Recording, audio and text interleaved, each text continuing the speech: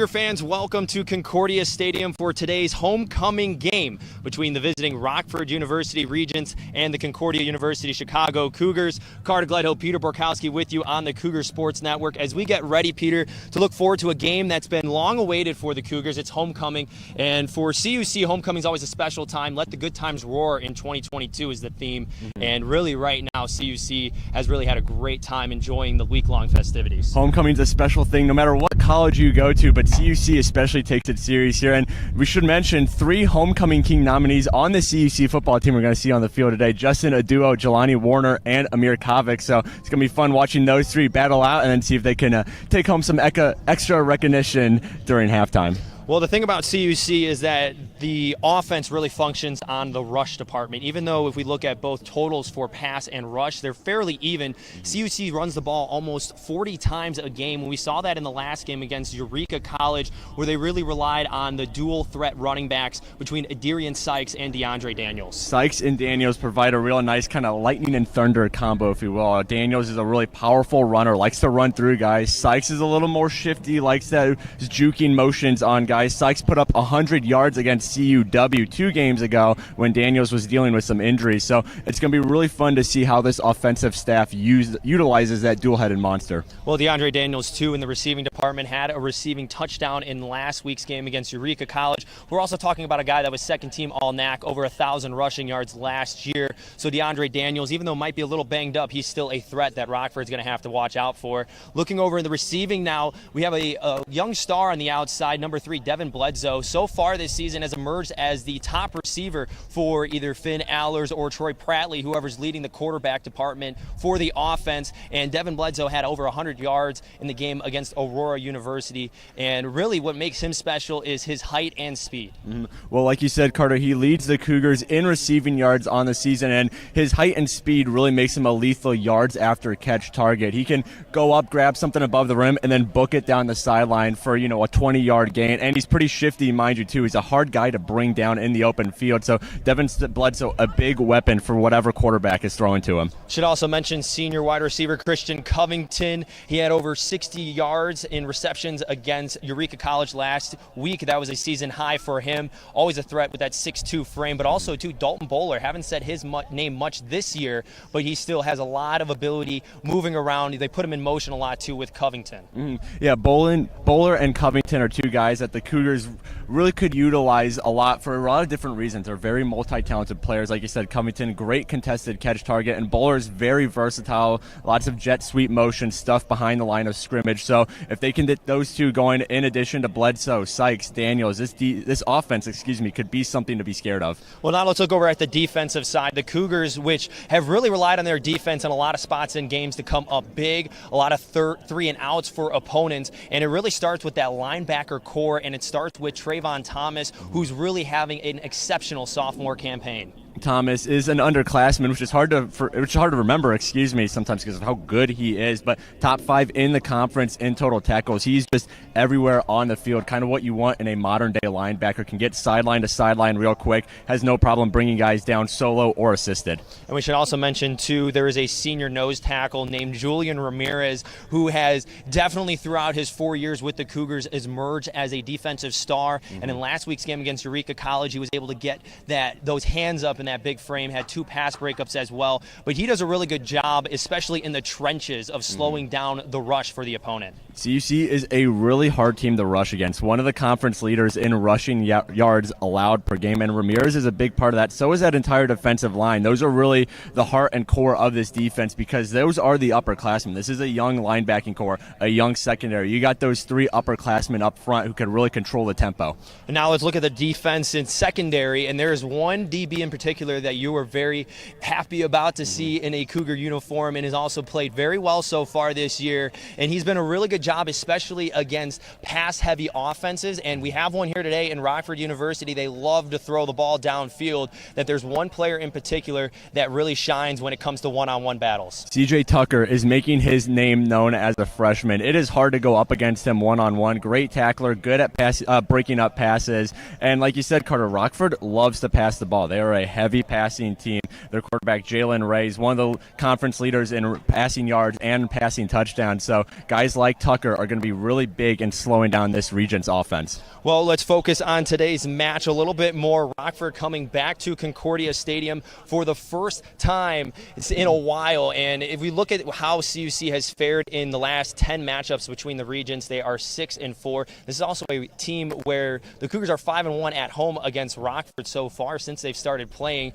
But what's going to be the key today for the Cougars to pull out the homecoming victory over the regions? Well, it's kind of been the key off season, which is that defense. When this defense is going, when they're forcing turnovers, when they're getting momentum, that's what really carries the Cougars to success. And again, this is a good region's offense. So if they can slow them down, that's going to be really big, not in terms of keeping them off the board, which of course you want to do, but in terms of giving this offense maybe a little bit momentum, a little bit more time on the field to do what they need to do. Kind of picking back of your point, I was going to say it's those quick memory that you have to have after some bad drives, or you have those long drives you're out there for defense. This is a Cougars team that loves to ride the wave, and as Coach Andy Lambert says in his Coach's Weekly this week, you just got to go out there and let it ride, man. And that's what the Cougars need to do tonight if they want to pull out the win against the Regions for the first time at home since 2018. Might I add, that was a 41-13 Cougar victory. So a lot to look forward to in today's matchup against the Rockford University Regents and the Concordia University Chicago Cougars. It's 2022 homecoming, and it's time to let the good times roar.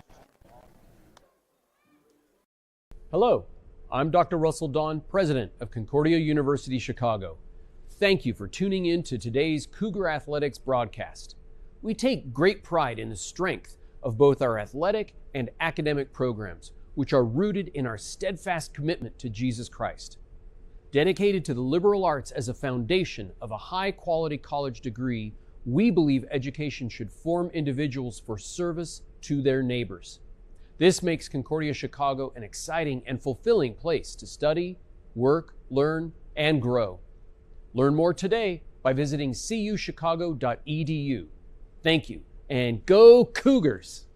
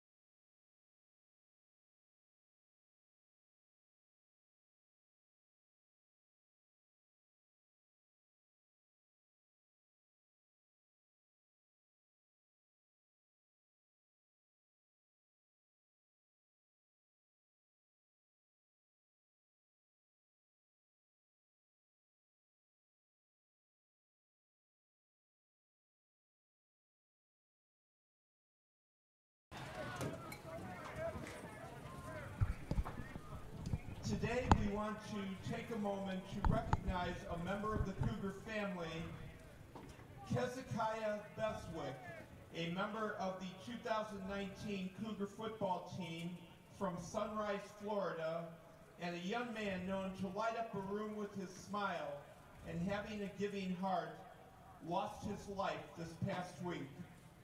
At this time, we would like to have a moment of silence as we think of him, his family, and his friends, and ask for God's comfort to be felt as we all mourn the loss of Hezekiah.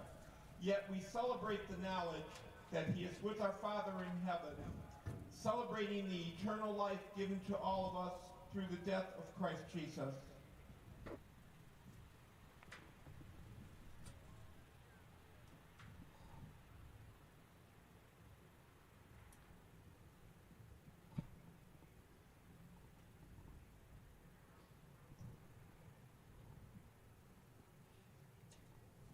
Thank you. Now we will have a opening prayer given by Concordia Team Chaplain Bill Stevenson, class of 76. Let's pray. Lord, thank you for this beautiful day. We pray for protection for both of the teams as they compete on the field today. And Lord, we give thanks for the CUC alumni that are here on campus to celebrate homecoming this weekend. Many of them have taken the Christian values they've learned here at CUC and are using the gifts and talents that you've blessed them with for your glory. To God be the glory. Amen. Now,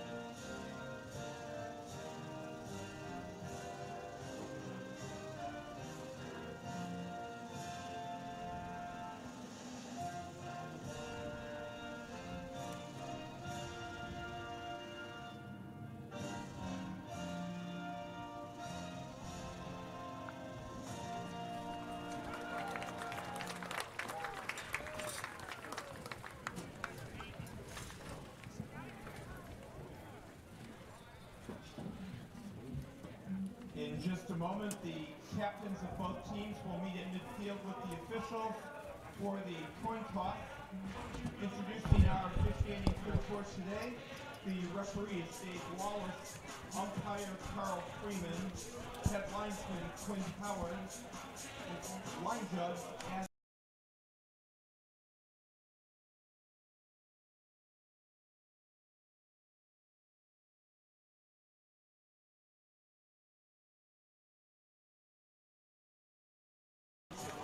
Good afternoon and welcome to Concordia University, Chicago. It is homecoming week for the Cougars as they get ready to host the Rockford University Regents on a beautiful October afternoon in River Forest. Carter Gledhill, Peter Borkowski with you on the Cougar Sports Network.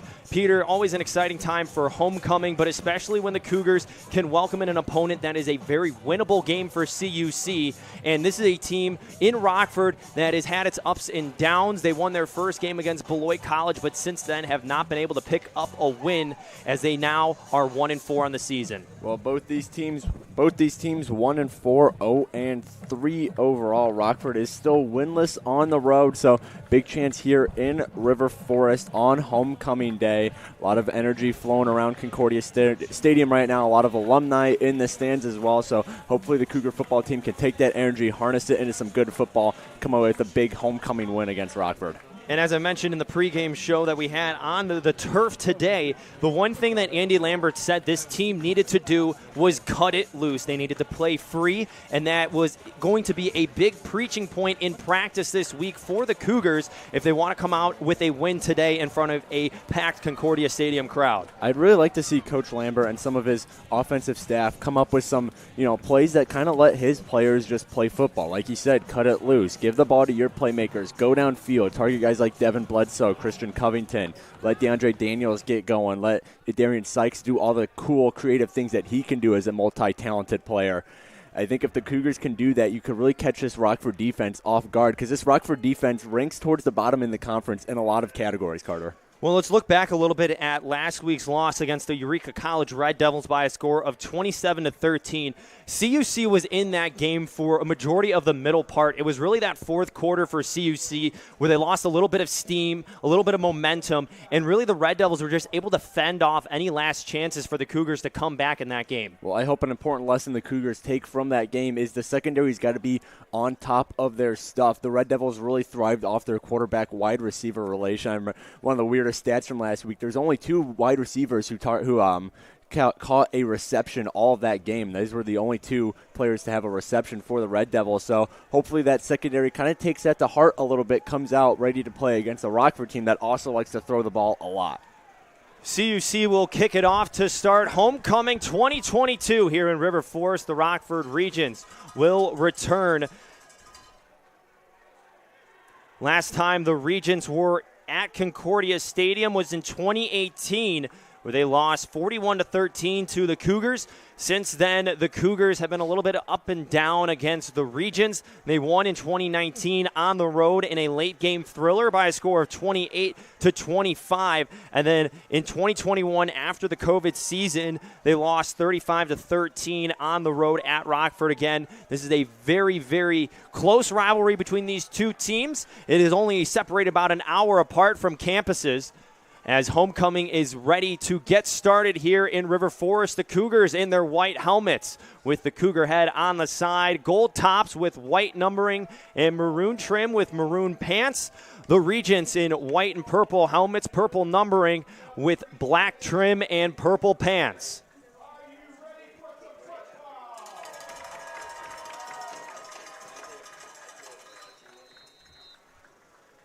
Ryan Auer will kick things off for the Cougars.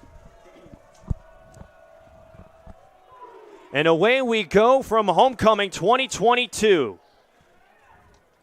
Regents have a good return on the far sideline. Getting out to around the 23-yard line is number 2, Joey Owens. Taking the field now, leading the Rockford offense is the junior quarterback from Kissimmee, Florida, Jalen Ray. Peter, you talked about him in the pregame show. He has a really good arm, and we talked about over 1,400 yards through the air already with 11 touchdowns. It's something the Cougars need to keep in mind in how they're going to limit Rockford today. Well, last game, Ray threw for 237 yards and 3 touchdowns. So this is really an air raid offense. Neither of the running backs on the roster this week, Jack Carey, Kyle Thompson, have a ton of yards on the season, so you got to watch out for that passing game. Big junior quarterback stands at 6'2", 220.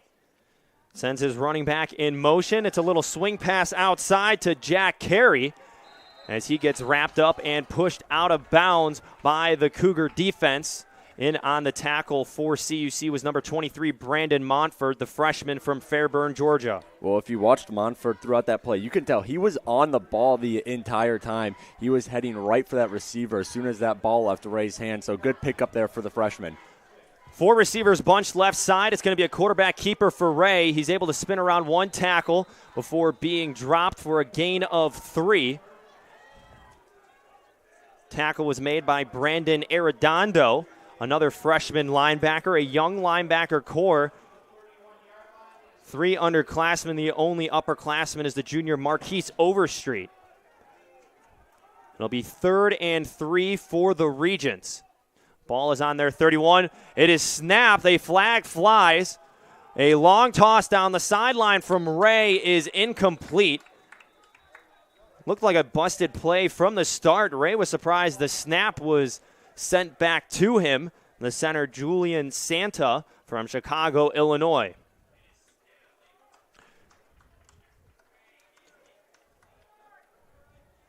It was heads up, though, by the senior center as they catch the Cougars offside, so a gift of a first down for the Regents.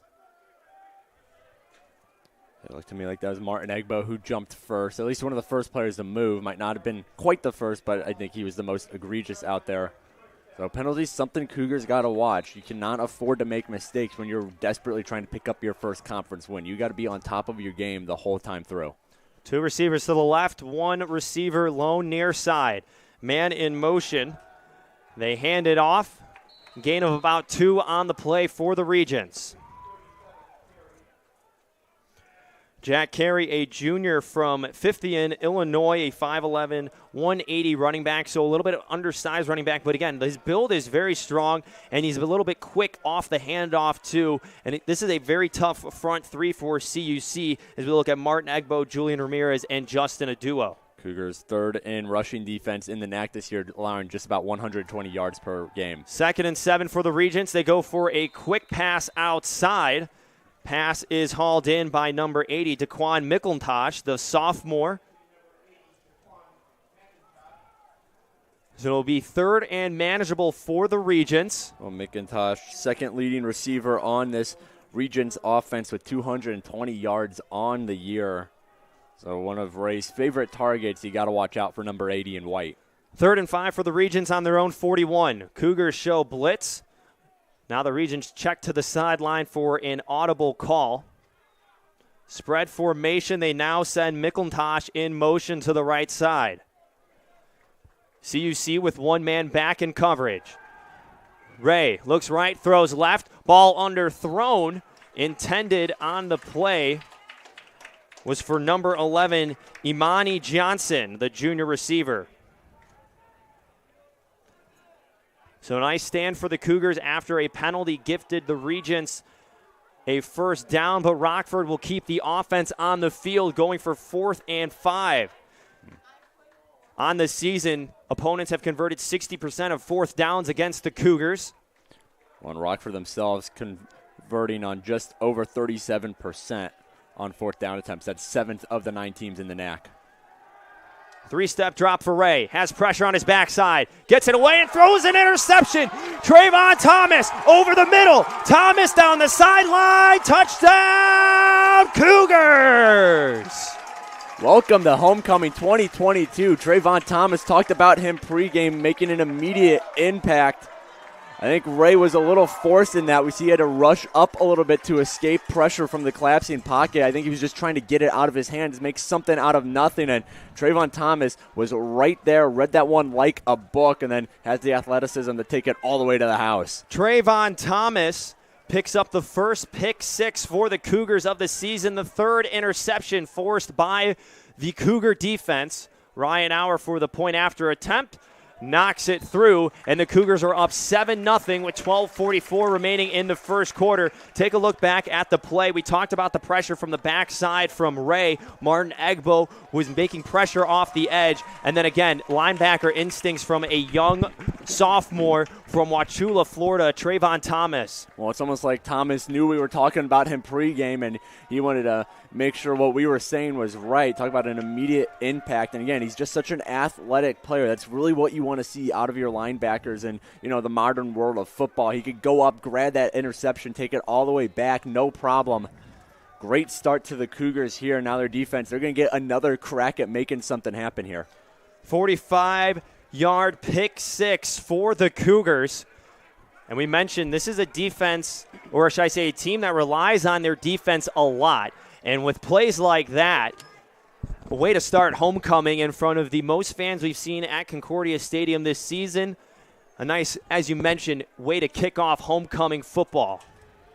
When your offense is, struggling to find a rhythm, as the Cougars offense sometimes does, having your defense help you out and give you 7 points on top at the beginning of the game, that can really go a long way. A little pooch kick from Ryan Auer. A fair catch was called for by number 34, Kyle Thompson.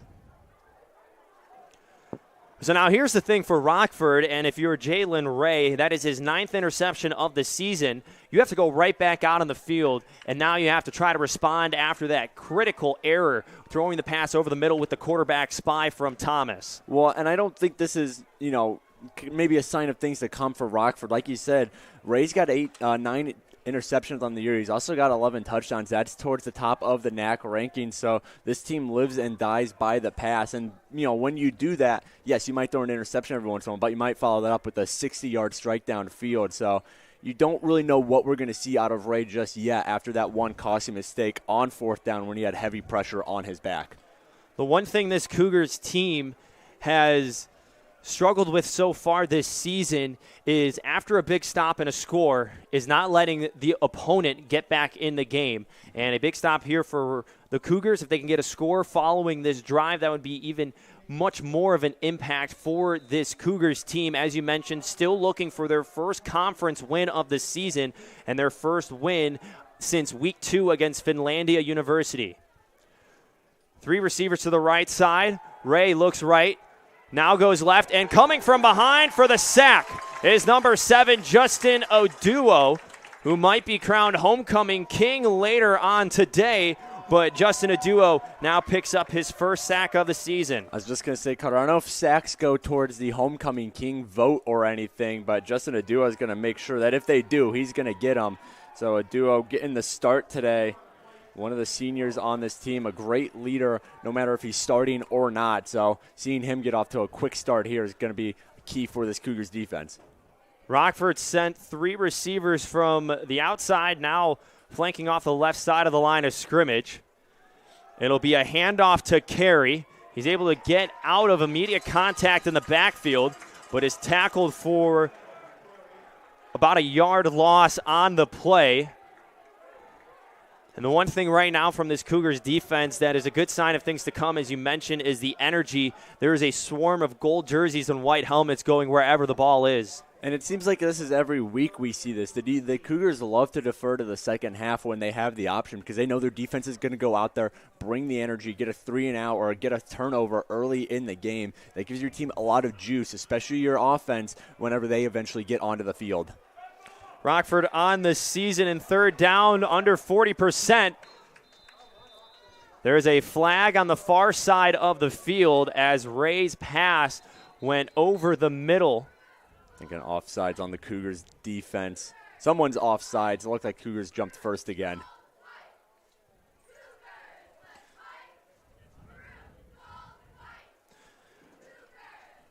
So another penalty on the Cougars. Moves the ball up 5 yards for the Regents.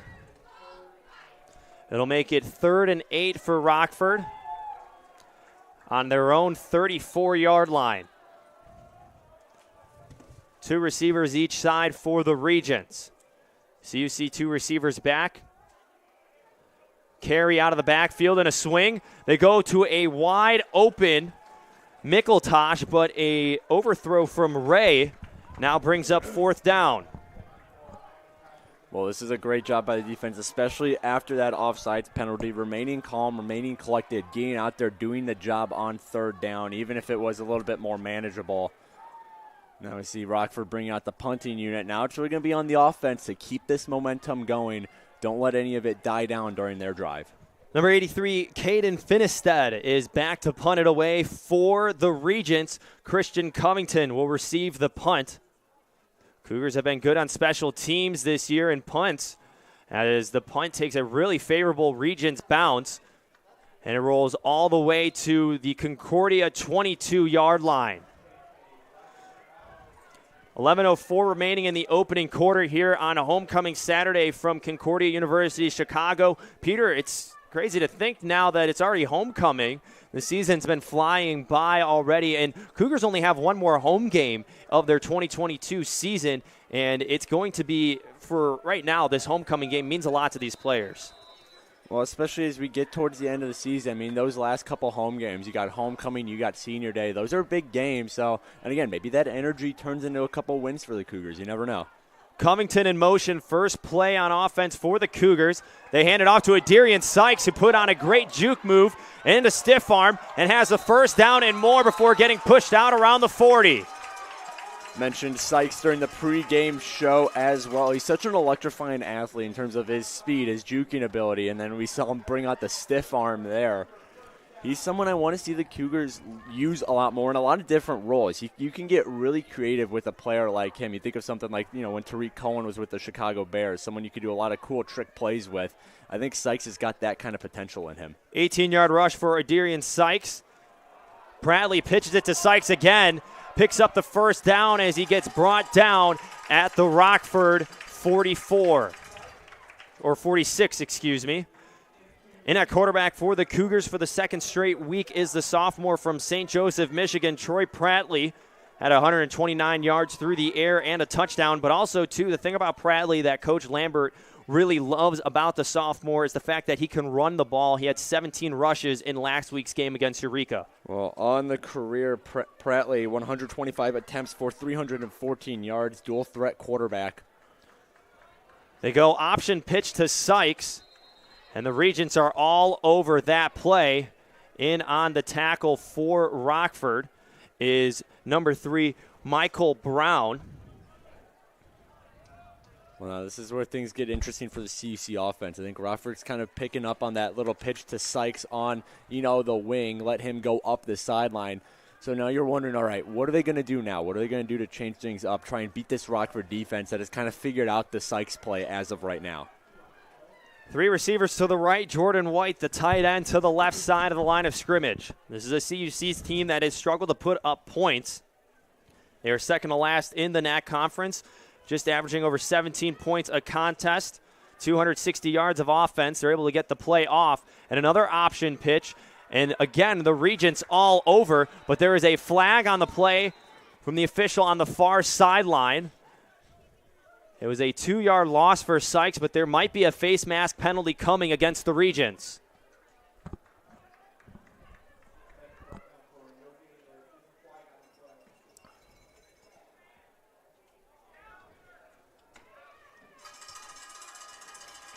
So it is a face mask against the Regents. It'll give the Cougars a first down. So now both teams gifting each other a first down. The Cougars now get to move the chains. And the one thing about this Cougars team in terms of rushing, we talked about a lot of the amount of times that they rush. They were around 39 rushes a game. But this is the first time we've seen them go for the option rush. Well, and rush, no matter how you're getting it done, is going to be key against Rockford. They are worst in the NAC in rushing yards allowed per game, click of 221.4. Quick pass outside, pass hauled in by Adrian Sykes. It'll be close to the first down marker, but Adrian Sykes already being the favored receiver and rusher for CUC on their first drive. Well, it's been the Adrian Sykes show so far on this drive, and I really like that from the Cougars' perspective. Give the ball to your playmakers, give them a little bit of open space, and let them do what they do best. When you have someone that's quick, shifty, who's got such good acceleration like Sykes, you can do a lot with that as long as you get that ball in his hands. 11-yard pickup for Sykes. The Cougars fake the handoff to Gerald Crawford. Troy Prattley picks up a good chunk of yardage on 1st and 10 from the Rockford 22. So we mentioned Deandre Daniels has been dealing with some injuries so far this season. Did not play against Concordia University. Wisconsin was limited against Eureka College, but it's nice to see that the Cougars have Gerald Crawford back in the backfield today. Well, you got Crawford, you got Daniels, you got Sykes. That's a lot of different looks, a lot of different play styles the Cougars can utilize to keep the Rockford off balance. Man in motion, Prattley rolls out, has a man wide open in the end zone. Touchdown, Cougars!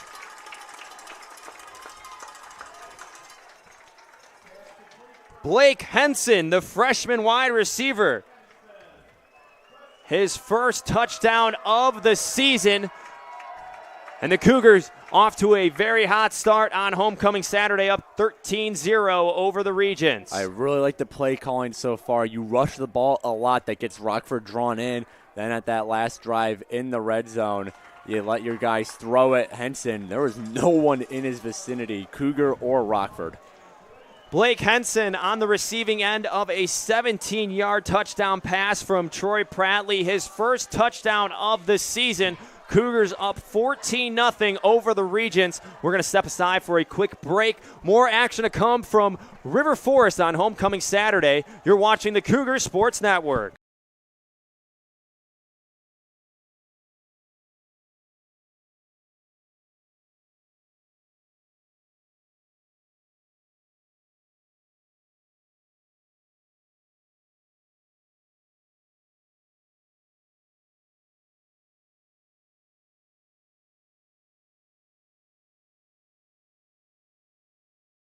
Yeah.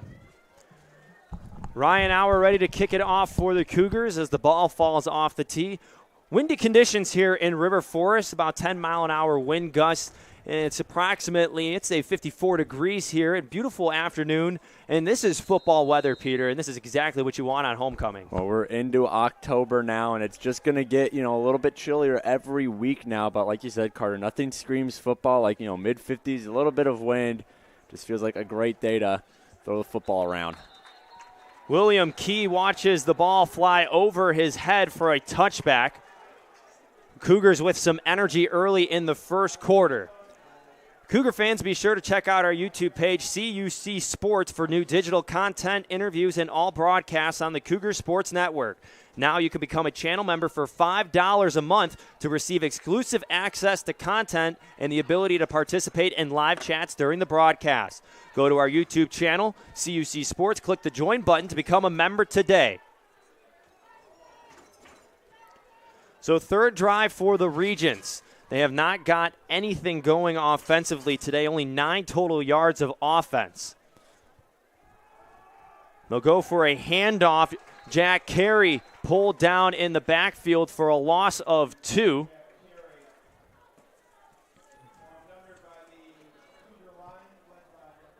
Well, interested to see how Rockford decides to go at this Cougars defense, because Cougars ranked number 3 in the conference against the rush, ranked number 1 against the pass. There's just no easy way to beat this this defense. And Rockford, they got to play around a little bit, find out what works. And we usually see teams take a couple quarters to really figure out this Cougars defense. Martin Egbo in on the tackle on the last play.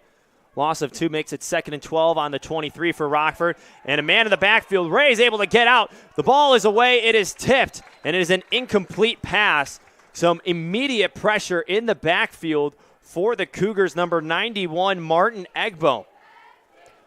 Cougars have had pressure in the backfield all game so far, really putting Ray under the spotlight, making him have to do some things he might not be comfortable with. And this is a Rockford offensive line that is starting 3 freshmen on it. So there's a lot of experience in that line. If these 3 upperclassmen defensive linemen for the Cougars, they can kind of flash some of that veteran experience over them. Egbo comes out on 3rd and longs, replaced by Jelani Warner on the right side of the defensive line. 1 receiver each side, a flanker for the Regents as well. And now a flag flies on the play.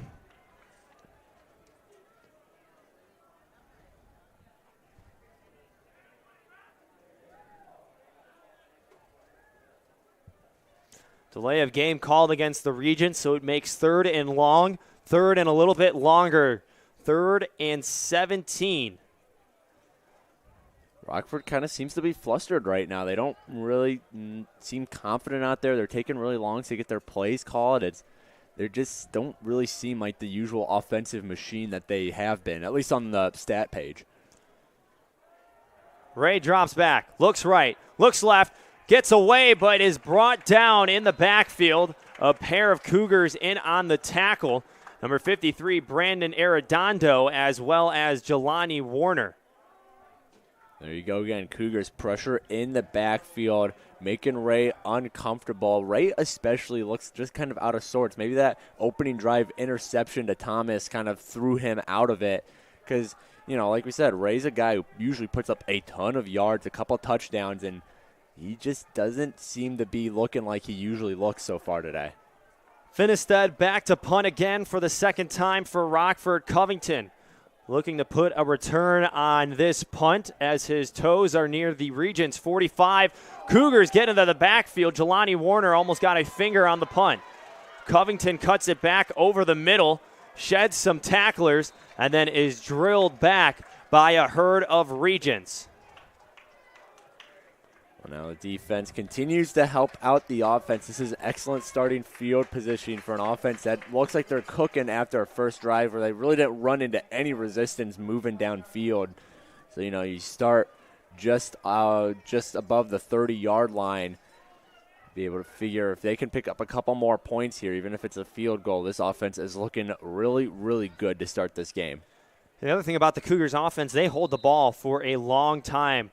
Just under 32 minutes of possession every game as Adarian Sykes drops a swing pass outside on 1st and 10. Key thing this drive is going to be, keeping your foot on the gas. You don't want to give Rockford any signs of hope here. You don't want them to have a big defensive stop and think, all right, maybe we are in this one. You already got a 14-point lead. Just keep keep the pedal to the metal. Keep trying to put points up. Don't give Rockford any breathing room and keep them a little off balance, a little stressed out. Under 10 seconds on the play clock. 2nd and 10 for the Cougars on the Rockford 31. A handoff to Gerald Crawford. No gain on the play. So Gerald Crawford already getting in the mix after not having any carries last week. His 2nd carry of the game. It'll set up 3rd and 10 for the Cougars. 6:17 remaining in the first quarter. Cougars up 14-0 over the Regents. Like to see the Cougars take a bit of a shot downfield now. You need about 10 yards to get that first down. You've been rushing the ball a lot. Secondary looks like they're playing in, so go downfield. See if you can get something there. As the Cougars call their first timeout with 5 seconds remaining on the play clock. A big 3rd and 10 for CUC when we come back. They're up 14-0 over the visiting Rockford Regents on homecoming Saturday from River Forest. You're watching the Cougar Sports Network.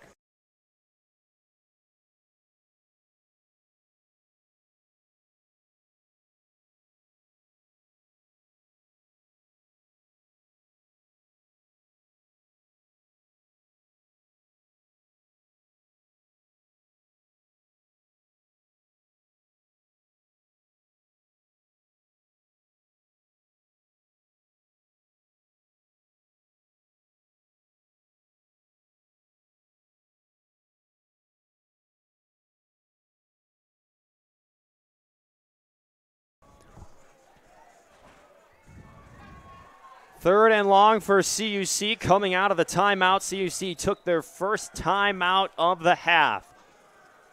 They have Sykes and Crawford in the backfield, 2 receivers on the far side. Bradley pulls it back but is dropped for a big loss in the backfield. Number 59, Miguel Deval Jr., the junior defensive tackle.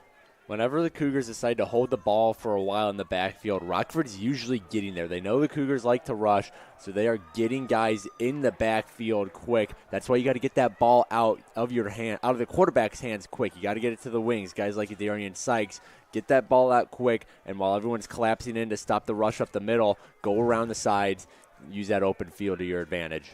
So the Cougars are still sending some players out on the field. Now they get set with 3 seconds. Punting it away is Ryan Auer, and that ball was tipped. The punt takes a bounce at the Regents 20, and it looks like number 82, Timothy Burden, was able to get a finger on the punt. So a good 3 and out by the Rockford defense, and then the special teams unit comes up big. We've seen how big the special teams unit has been for Concordia as of the past 2 weeks. Couple blocked punts, couple just excellent plays. You really can tell how much special teams can kind of change the tide of a game. Give your team a little bit momentum when they make a big play. Really help out your offense or whatever side of the field you're transitioning to. See if the Rockford offense can kind of use that good special teams play right there on the CUC punt. A little bit of momentum. Jalen Ray hands it off to Jack Carey. Pickup of about 1 on the play. And I know we said on the last drive, Peter, that the Regents' offensive line is very young. They're starting 3 freshmen right now. The left tackle, left guard, and right tackle, all for the Regents are freshmen. So with a veteran line like the Cougars where you have 3 upperclassmen against an offensive line with 3 underclassmen, more specifically the freshmen, there is an advantage in that for the Cougars. That defensive line, they know a little bit of, tricks and little points that they can use to get past younger offensive linemen. Ray throws it outside and has a man. Biggest play of the day for the Regents. Pass was hauled in by number 20, Titus Cameron, the senior wide receiver from Lincoln, Illinois. I was talking about getting the ball out early, getting the ball out of the quarterback's hands early when we were talking about the Cougars offense. Jalen Ray, Rockford, they might need to look at that and kind of start thinking the same thing because this Cougars line is getting into the backfield quick. They got to start getting that ball out quicker because there's going to be some open space once everyone's collapsing in to stop the rush. 10-yard pickup on the play. Regents had more yards on that last play than they had in the prior 3 drives. 1st and 10 from the 36. Ray throws it again, and that one is incomplete. And now a flag in the backfield. Ray hit the turf hard after he released the pass. Brandon Arredondo was in the backfield.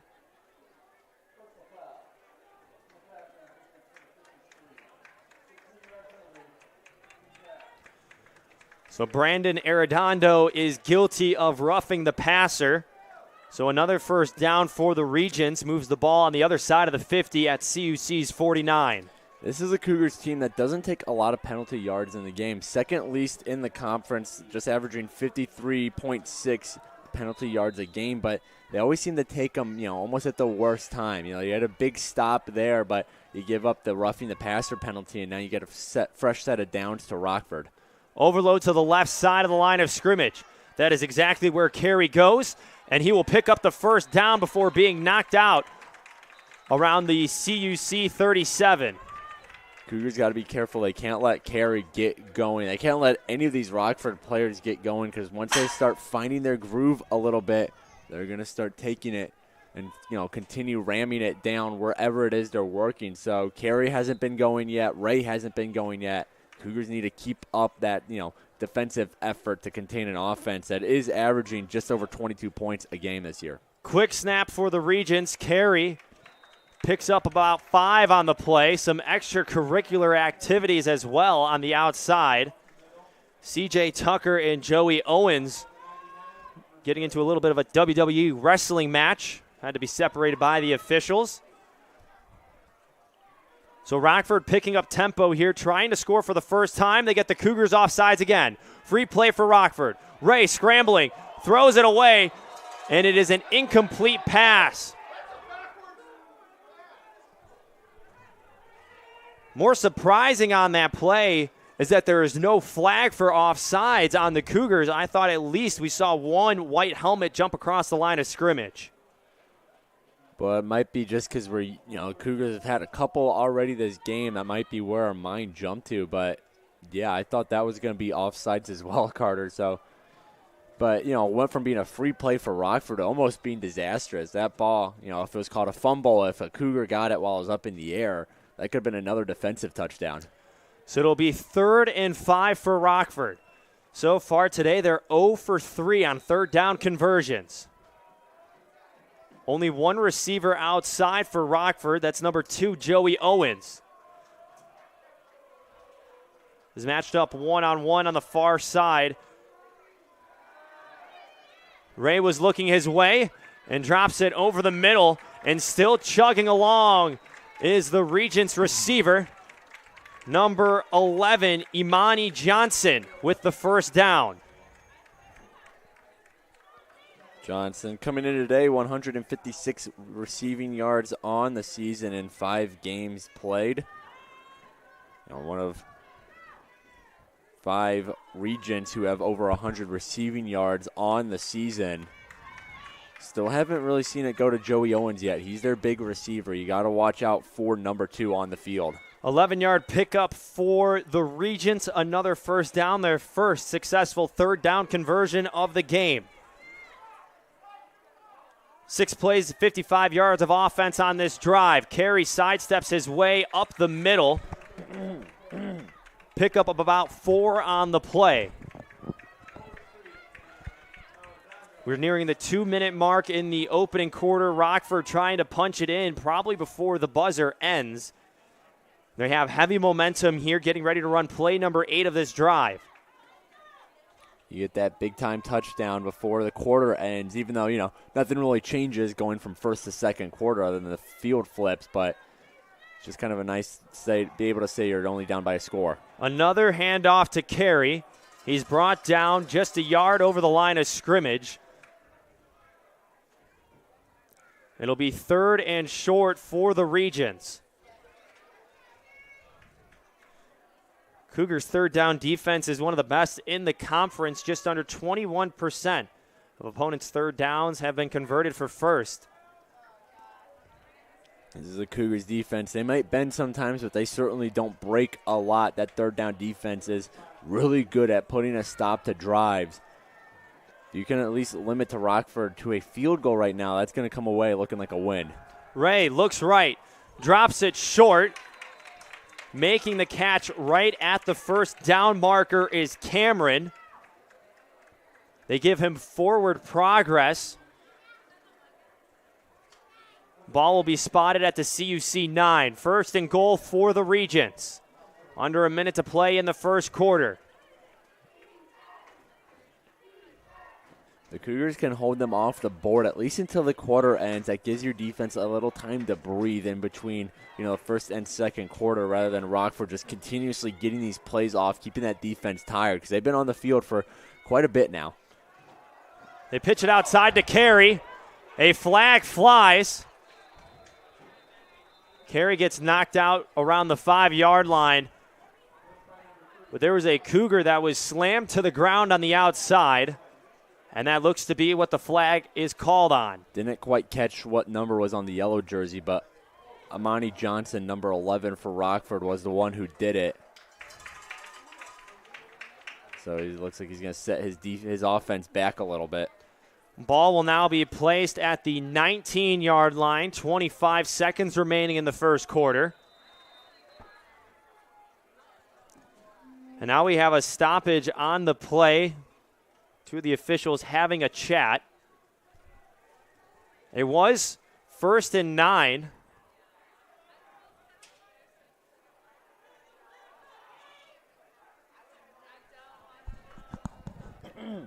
And now there might be some confusion in terms of game time and play clock. Either way, the clock is running, and it looks like Rockford will look to crack down on 1st and goal from the 19 to start the second quarter when we return. Cougars up 14-0 after a big interception from Trayvon Thomas, and then a big-time touchdown reception from Blake Henson in the first quarter. Cougars get ready to try to stop the Regents. When we come back, you're watching the Cougars Sports Network.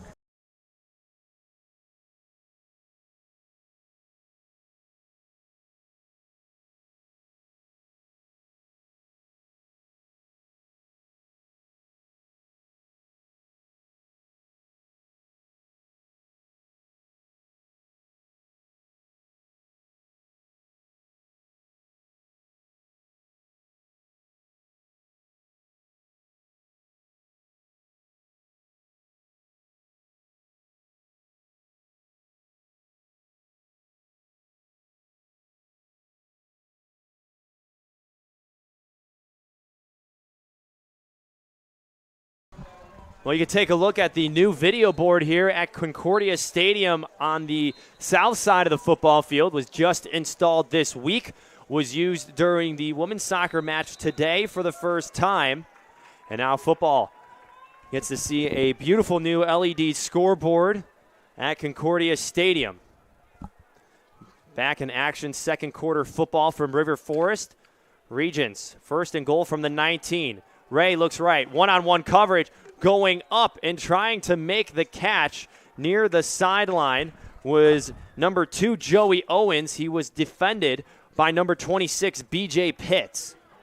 Owens is Ray's favorite target on the season. 36 receptions for 491 yards. Next closest is McIntosh with 220.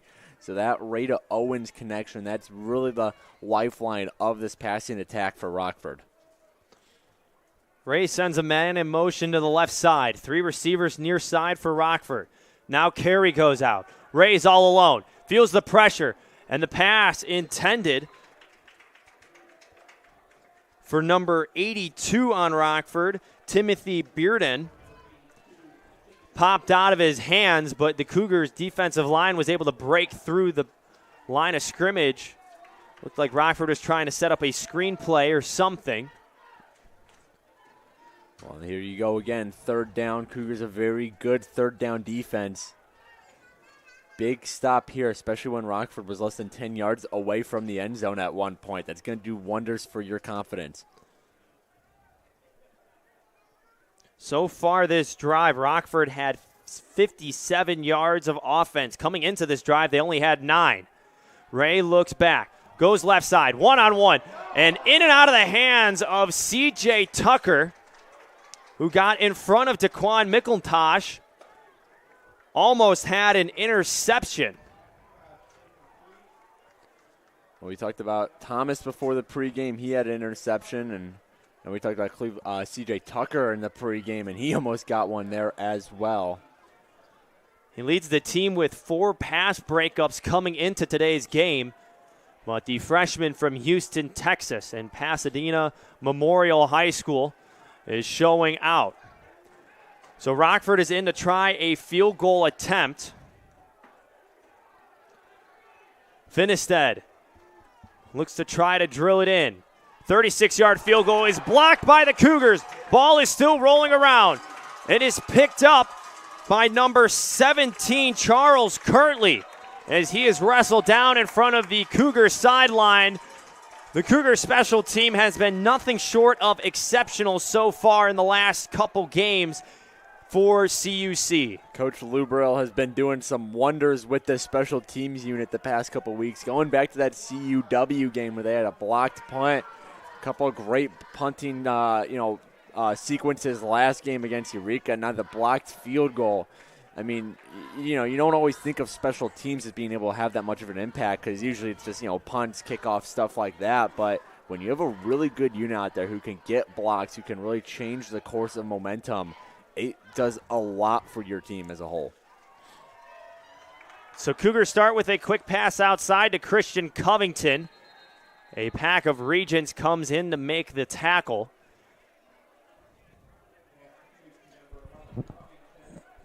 So the drive that took almost 5.5 minutes off the clock for Rockford, that consisted of 13 plays and 57 yards, ends with a blocked field goal. And that really hurts when you take so much time off the clock. You expect to at least get some points out, but now you've taken a lot of time off that clock that you could be using to, score points, and you don't even come away with anything out of it. Supris in on the tackle for Rockford, as well as Rigsby for a loss of 1 on the reception to Christian Covington. Low snap. Bradley has to get it away, throws it over the middle, and it is picked off by Rockford. Regents signal they have the ball, and now the official from the Cougars sideline comes in and says incomplete pass. A flag was thrown on the play, but Bradley threw off his back foot and was lucky that was not picked off. That was not one of Prattley's better decisions. Sometimes you just kind of got to eat those and go down with it. The last thing you want to do is throw a little duck into a pile of bodies because there's a pretty good chance at least someone from either team is going to come away with it. The Cougars were trying to set up something close to the line of scrimmage. That's why Prattley was hustling back and had to throw off his back foot. But as you mentioned, it wasn't a strong pass at all. And it looked like he overthrew his intended receiver, and it ended up right in the grasp, potentially being brought in by number 3, Michael Brown. Play like that, sometimes you just have to, get it out of bounds. just take the loss or, pocket the ball and go down with it, because the last thing you want is a turnover this deep into your own zone. So now the referee is heading over to talk to Coach Lambert. Again, there was a flag thrown on the play. While we're waiting for the official ruling on the field, we'll take a look back at the blocked field goal. The 36-yard attempt by Caden Finestead. Charles Kirtley picked it up, was able to get a nice return. And the way Rockford is celebrating, it seems as if it is an interception for the Regents.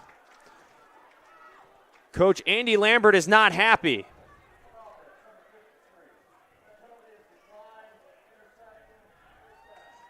So a lot to unpack on that play, Peter. But the call on the field was an illegal man downfield.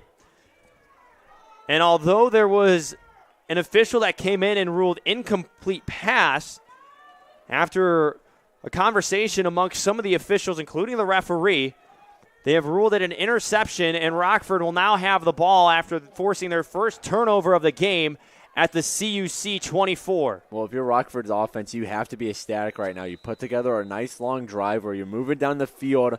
Fortunately, it ended with, a bad penalty in the red zone and then a blocked field goal. Now you're almost right back where you were at the point of that blocked field goal. You get another crack at it and putting some points on the board. Play action. Ray throws it back to the Cougars. It is picked off. Running down the far sideline is number 8, Brendan Baugh. And Brendan Baugh, the second interception for the Cougars. A big-time takeaway by the sophomore. Maybe a little bit of a ball don't lie mentality there from Brendan Baugh. We saw the Cougars not happy about that last call that got Rockford the ball back. So Brendan Baugh said, I'm going to take matters into my own hand. Took over that pass from Jalen Ray. As we see the replay, they had Ray rolling out, which we haven't really seen him do all game. I think because of that pressure the Cougars defensive line has been putting on him. So you get him in a situation that he hasn't seen yet today, and he might make a costly mistake like that pass, because really there was no one in the vicinity other than Brandon Baugh. I think that one just got away from Ray. Cougars came into today's game with 5 turnovers forced in their first 5 games. Of those 5, 2 were interceptions.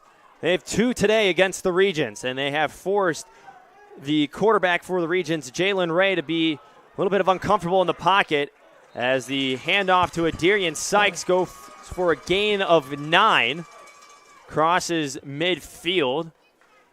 We've seen this play a couple times today from the Cougars where Prattley will take the snap. He'll start to rush up, and then once he's got the defense really honed in on him, really trying to group around him, he'll pitch it to Sykes, who will then use that little extra space to get up field with his speed. So I really like that play. Obviously, you can't do it too much because Rockford's going to pick up on it, but first down play, I think that's a really smart play call from Coach Lambert and the rest of his offensive staff. Prattley going right after the sophomore defensive end, Will Havens. They hand it off to Sykes again. Tries to push his men in the right direction. He's able to break through the line of scrimmage and is close to the first down marker. And he did get enough for a first down.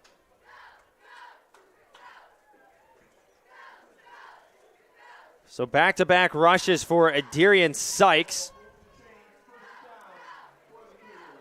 Now has 28 yards on the ground. Tackle was made by Miguel Deval.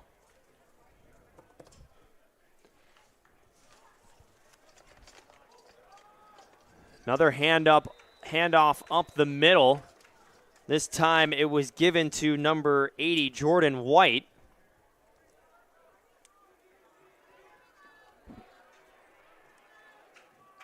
It'll be 2nd and 7 for CUC.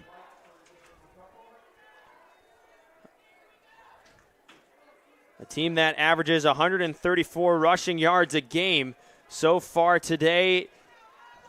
Only has 28, but are starting to rely on their running backs more. Adarian Sykes, the leading rusher for the Cougars. They give it to Gerald Crawford on the play. He's able to break through and get the first down.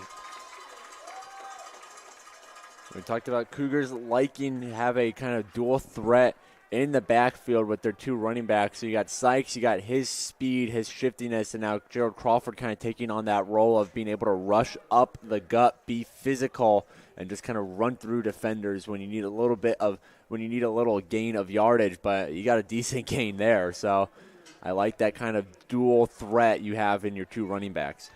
Cougars move up to the 35-yard line after the 8-yard rush from Gerald Crawford. Two receivers in the backfield, or should I say running backs for Prattley. Takes it himself, cuts it up the middle, picks up a handful of yards. Third time we've seen Troy Prattley rush the ball today. First time we've seen him get a gain on a play. Prattley's one of those guys that he kind of needs a little bit to get going. He needs a good couple rushes. And so you don't want to go to him too much while he's still trying to find his groove, but you do want to give him those opportunities. I like it on first down when you have that fresh set. Let Prattley take a run at it, see if he can get something going. If it works, keep going to it. If it not, put it on the shelf for a little bit. Try it again later. 6 seconds on the play clock. Two receivers each side. And a false start on the left side of the line of scrimmage for CUC.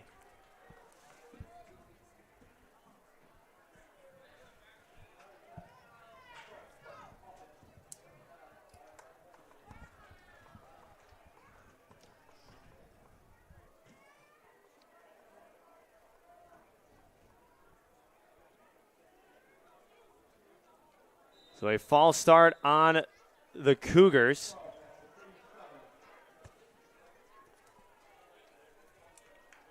Brings the ball back to the CUC 37. Penalty goes against Bashir Anthony.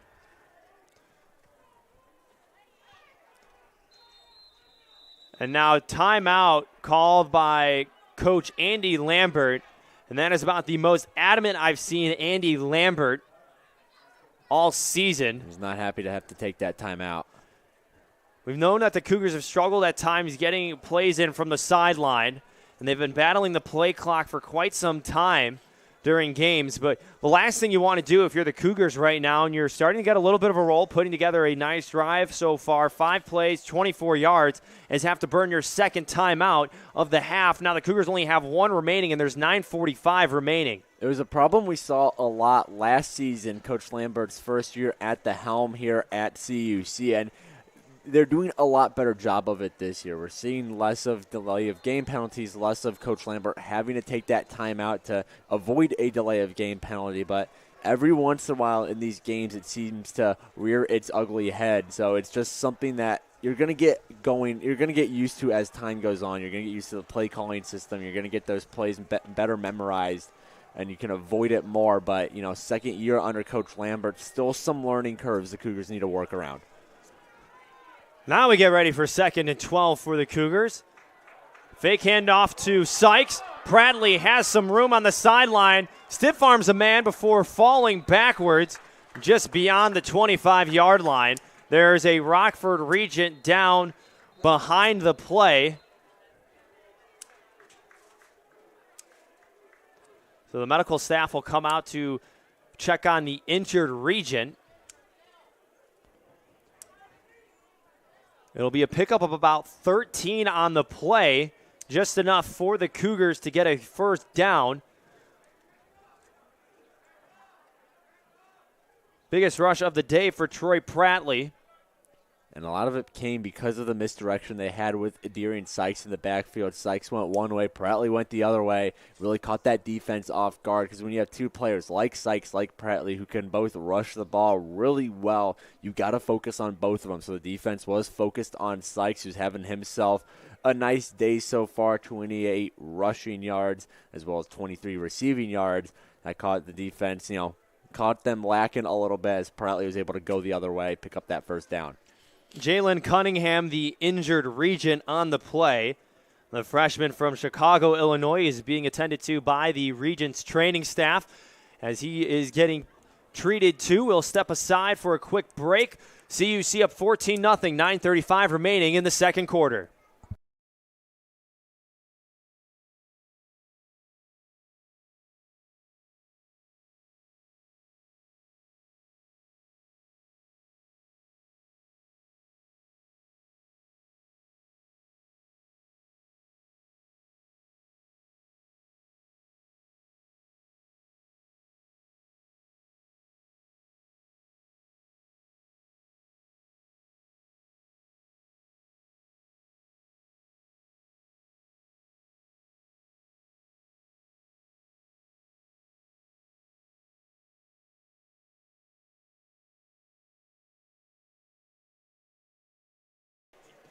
Charlie T. Cougar getting in on the fun with the dance team on the sidelines. Everybody in the homecoming mood.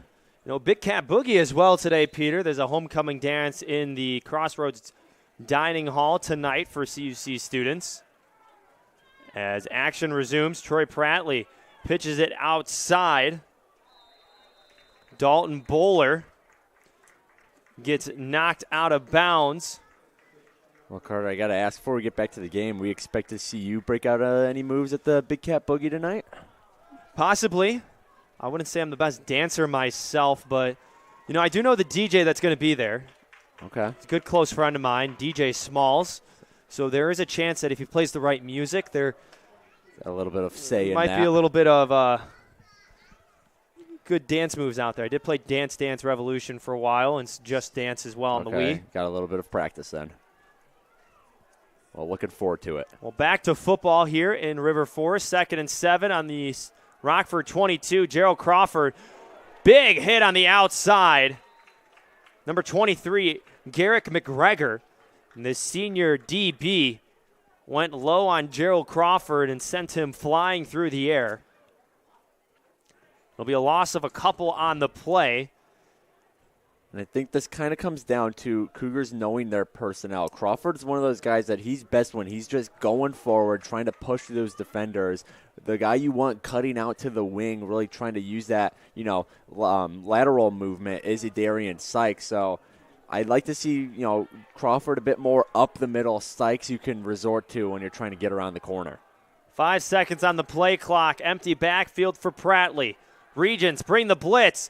Prattley avoids pressure, has a man over the middle and into the end zone. Touchdown, Cougars! You want to talk about dance moves? Troy Prattley pulling out a couple on that one.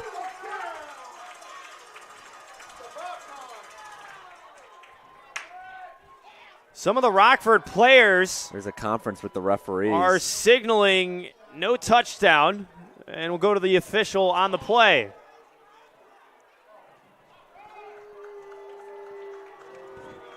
So what would have been a 26-yard touchdown pass to Dalton Bowler is called back after a face mask on CUC. Troy Prattley was able to step up in the pocket after avoiding pressure. This is kind of what Penalty go against Bashir Anthony. Kind of what I was talking about earlier. Cougars don't take a lot of penalty yards a game, but they seem to be really untimely penalties. You have a great play by Prattley. You get the touchdown, but you got the face mask bringing them back. So it's not even really an issue of discipline because, again, Cougars don't take a lot of penalties, but it's, you got to know when to really be careful and really hold your own. Cougars call their third and final timeout. 3rd and 21 from the Rockford 36. When we come back from the break, CUC threatening up 14-0.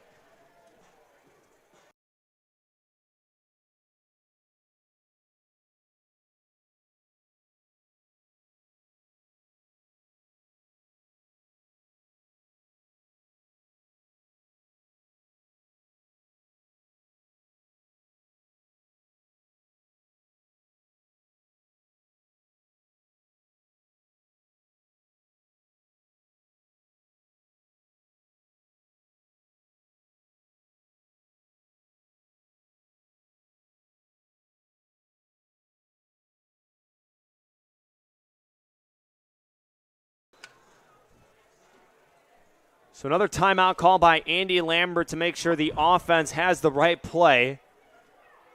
I think at this point you really just want to focus on at least getting into field goal range for Ryan Auer. Kind of out of it right now. At least be able to tack on 3 points. Flag thrown on the play. Bradley rolling right.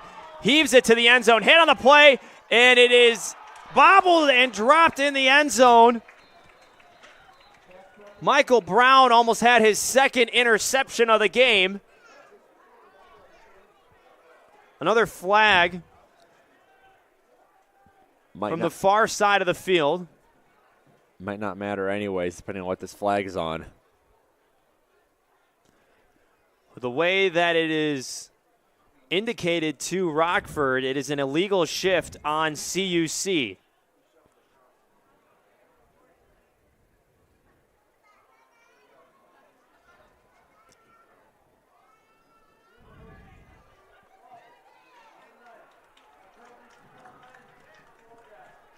So Rockford declines the penalty. It was a legal motion on CUC.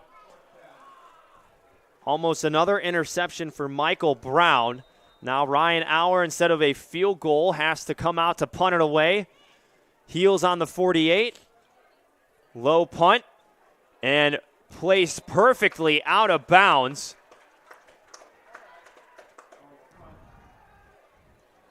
Final spot on the punt will be the 8-yard line. So a 40-yard punt for Ryan Auer.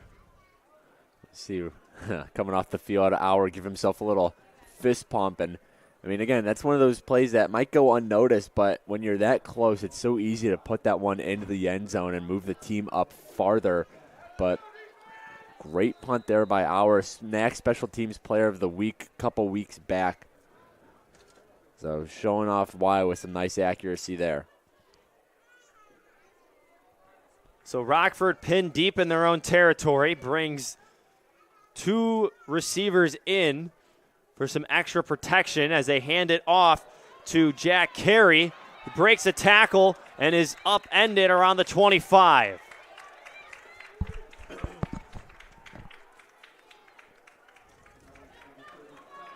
"17-yard pickup for Jack Carey. Rockford right on the ball. Flags are thrown. They swing it outside to Titus Cameron. He has a first down if the play stands. But as soon as the snap went into the hands of Jalen Ray, 2 flags were thrown by officials on the CUC sideline.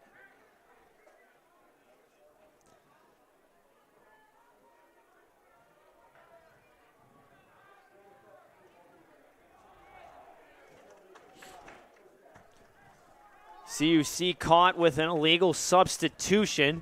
That'll be their 7th penalty of the game. Well, especially but it is declined, I should say, by Rockford as well. Especially as of late, they're starting to get a bit more penalties called on them. You got to stay disciplined. You got to be able to hold on to that 2-score lead. Carey with a cut back to the left side. He is brought down by number 8, Brendan Baugh. Rockford back on the line of scrimmage. 2nd and 6. They give it to Carey again. And tackled for a loss in the backfield. Arredondo and Julian Ramirez in on the tackle. Brandon Montford, who last week had 2 tackles, has stepped up here today for the CUC defense. 3rd and 9 for Rockford on their own 36-yard line. Interesting that we're seeing their tempo really speed up here. They're getting those snaps off quicker. I think they're trying to catch that Cougars defense off balance a little bit. Ray drops back, flings it over to the right side, and spinning around for a first down is Cameron. Charles Kirtley was in on the coverage.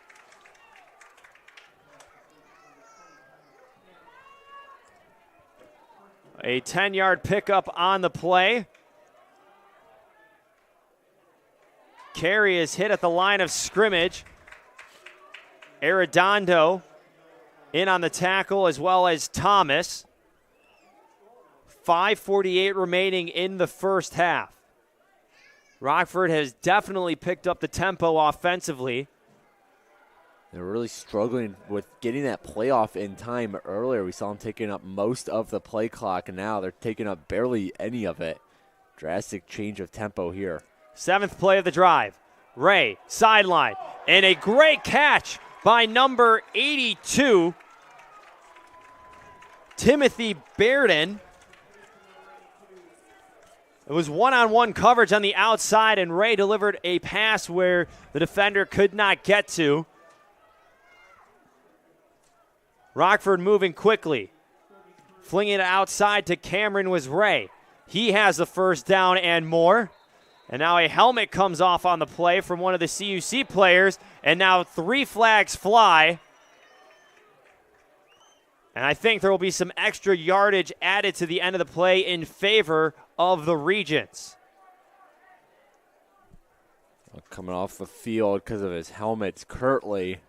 We saw him involved in whatever that was we just saw unfold, but I think these two teams getting a little bit testy with each other, both looking for that first conference win. CUC's trying to pick up a win on homecoming day. Like you mentioned earlier, a bit of a proximity rivalry as well. So I'm not surprised that these two teams are starting to get a little chippy.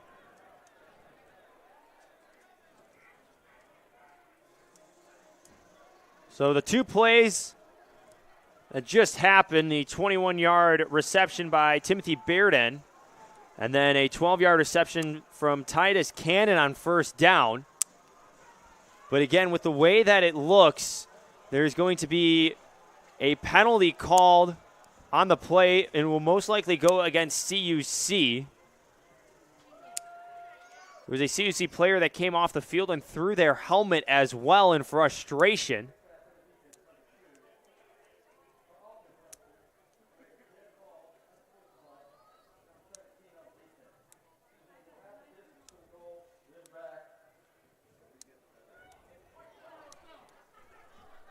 So there are 2 penalties on the play. We will wait for the official determination of where the ball lies. As of right now, the ball will sit at the 21-yard line. That is before the penalties are enforced. But there are 2 penalties, 1 on each team. So the first penalty was a face mask called against Rockford's Joey Owen. And then after the play, unsportsmanlike conduct, number 17 of CUC, Charles Kirtley. Well, Kirtley's helmet was the one we saw fly off, so I think that face mask from Owens might have ripped off Kirtley's helmet, and whenever that happens, obviously you're going to take exception to that. So Kirtley got tacked on with the unsportsmanlike.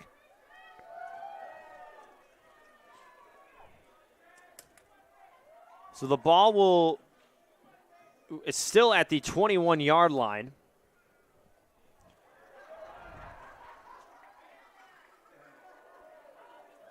Guess the officials already moved it back after it was supposed to be at the Rockford 15.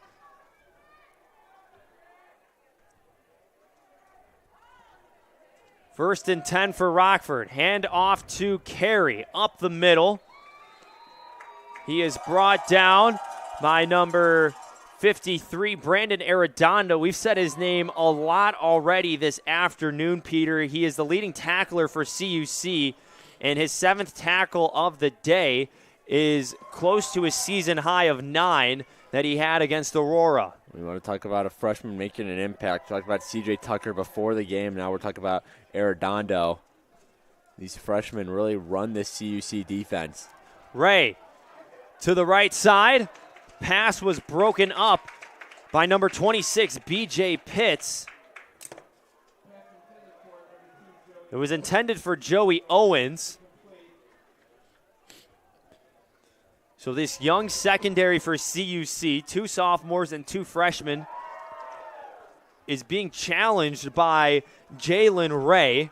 It'll be 3rd and 9 for Rockford. 4:30 remaining in the second quarter. Well, they're standing up to that challenge, too. B.J. Pitts, he's another freshman. So yeah, Ray's going at them. Ray the junior trying to go after this young secondary, but they're not backing down from him. They're making plays. Pressure from the Cougars. And that ball is picked off in the end zone. Number 26, B.J. Pitts with an interception. The third interception thrown by Jalen Ray today, and another pickoff for the Cougars. Trayvon Thomas, Brendan Baugh, and now B.J. Pitts all have interceptions in the game for the Cougars. Kind of a weird play. Everyone was looking around after it, kind of wondering what was going on. Pitts made that catch and then stepped out of bounds. Maybe people weren't sure if he was in bounds or not, but it is officially an interception as we see the replay coming up on your screen now. And it's really been the positioning of these secondary players for the Cougars that is really helping them out. They're always in the right spot at the right time to make the play. The third turnover forced by CUC today. Adarian Sykes with a rush on first down, and a flag flies just after Sykes hit the ground.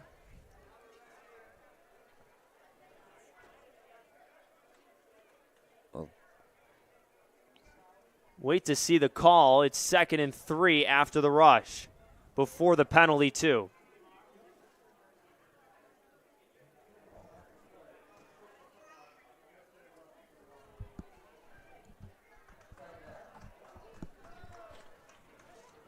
So the flag goes against CUC. Another dead ball, unsportsmanlike conduct penalty against the Cougars. Waiting for the official number. Well, unsportsmanlike after the play's blown dead. That's just discipline. That's just 100% discipline. There's no reason to keep going after that ball is dead. I mean, obviously, emotions flare up and, other things that we can't see on up here in the booth, but sometimes you just got to learn. Once that whistle's blown, play's over, just get back to your spot, keep going. So the penalty goes against C.J. Morris, the left tackle. Now a loss on the play brings up 2nd and very long. CUC, 8 penalties for 70 yards. And there's still 3:40 remaining in the second quarter. And you talked about it. It's the discipline part of the game that the Cougars are still trying to get a grasp of. And 60 yards in penalties is not the way to do that. And you had such good momentum going after the beginning of the game, 14 early points, but penalties just slow that down in every sense. It makes you feel bad, and it just brings you back usually in terms of the yardage. So on 3rd and 20, the Cougars elect to run with Adarian Sykes, a pickup of just a handful of yards, and now a timeout is called by Rockford.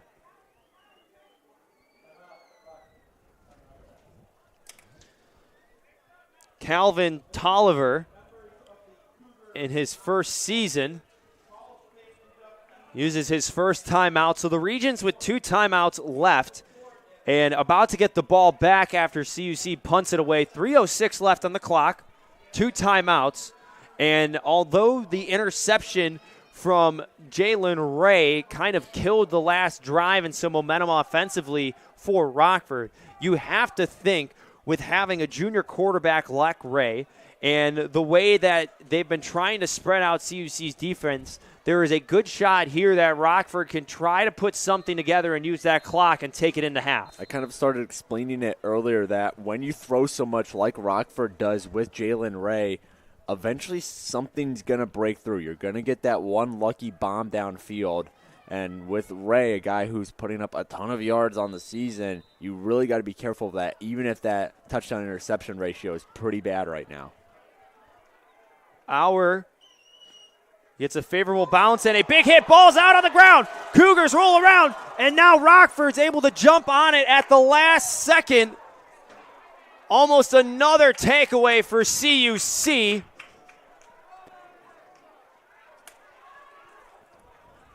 A huge hit. Number 12 for CUC, Ryan Ayers. delivered the boom. I'm not sure what Joey Owens was thinking on that one. By the time the ball got to him, Ayers was in prime hit stick position. You know, you got to call fair catch on that because as soon as you get that ball in your possession, you're getting laid out. You have no time to settle that ball. Thankfully, his teammates help recover it, but I'm really surprised Owens tried to take that one and do something with it. It was a 42-yard punt from Ryan Auer. A pickup of 1 on the rush from Jack Carey. Could have been a costly turnover for Rockford. Would have allowed for CUC to have the ball again on Rockford's side of the field. 2nd and 10 after no gain on the Carey rush. It's flipped outside to Cameron. He's knocked out around his bench. Pickup of about 8 on the play, 3rd and short. Clock is stopped at 2 minutes and 30 seconds.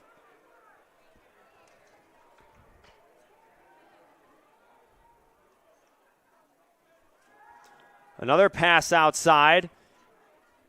They give it to Cameron again. He has the first down. So back-to-back plays, Rockford has tried to get it to the sideline and stop the clock, and they've just done that and picked up a big first down. Clock now starts to run. Again, Cameron to the right side on a swing pass, and CUC is able to tackle him for just a gain of 1 on the play. Marquise Overstreet, the junior outside linebacker, in on the tackle. This Rockford offense has looked a lot better now that they're snapping the ball a lot quicker, keeping that CUC defense off balance. Flags fly. Martin Egbo was slow to get off the field. So the penalty will go against CUC, but it depends on if Rockford wants to accept the penalty or not.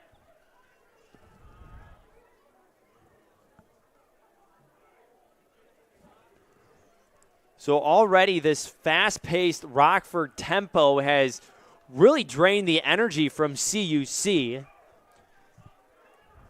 Martin Egbo, the Cougar that was slow to get off the sideline. Again, Cougars trying to make changes, and it's very hard to do that with the way that Rockford gets the ball.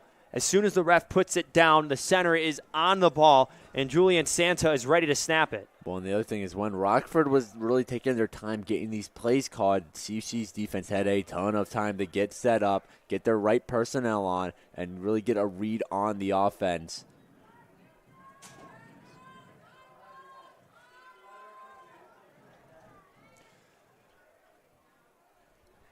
So Rockford elects to enforce the penalty. It'll be the 9th penalty of the half for CUC. 2nd and 5 for the Regents.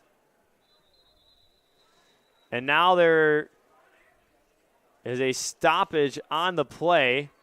It looks to be as if the chain gain had some miscommunication. So now that is all set in stone on Rockford's side of the field. Now the officials are making sure the spot of the ball is correct. So previously, the ball was spotted at Rockford 48.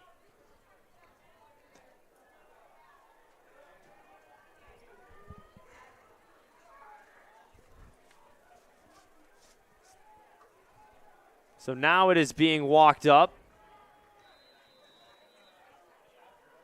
Ball is at the CUC 45.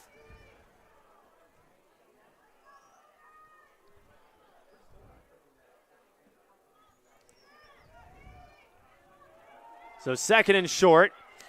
Carey outside. Uses the stiff arm. Pushes a Cougar defender down. And runs out of bounds. So right now, Jack Carey has been the workhorse for the Rockford Regents offense. That is his 14th carry of the half. They hand it off to him again, and Julian Ramirez makes sure that he does not get a positive gain on that rush. Getting the rushing game going would be huge for Rockford's offense. Not only are you going to pick up yards through it, as you would expect, but that's going to draw in the CUC defense a little bit, try to stop those big rushes, which is going to allow you to go downfield with those big throws from Ray, which is really what I think they've been lacking all game, is those big attacks, those big plays downfield. Getting the rushing game going will help you do that. 2nd and 13 on the CUC 34. Ray steps up in the pocket, has a man at his ankles, and is able to get it outside to Imani Johnson, who is tackled around the 20-yard line.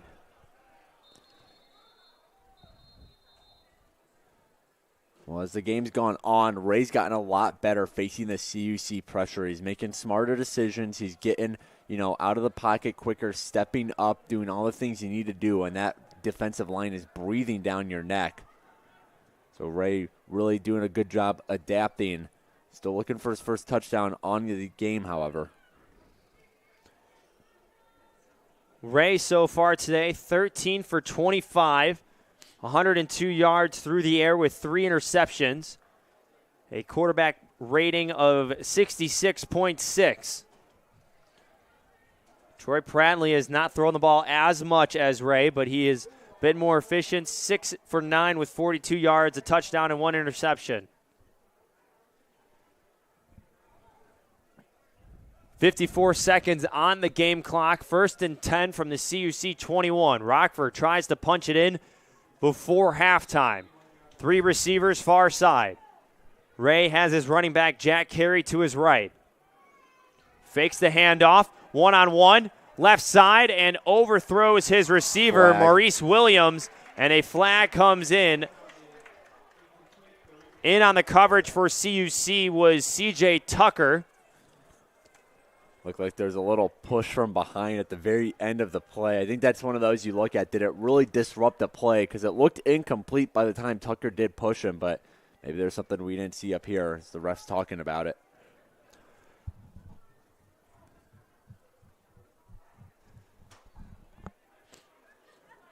Referees are using the wireless mics to chat.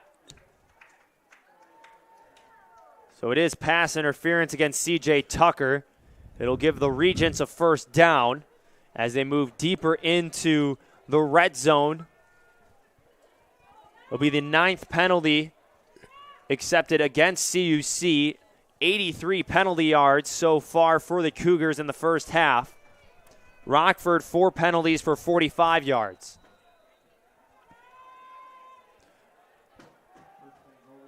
Ray with 11 touchdowns through the air this season. Came into today with over 1,400 yards passing. Low snap. Fakes the handoff. Rolls right. Has a man in the back of the end zone. Throws it short instead to Imani Johnson. And the Regents score late into the second quarter. Imani Johnson hauls in the 6-yard pass from Jalen Ray.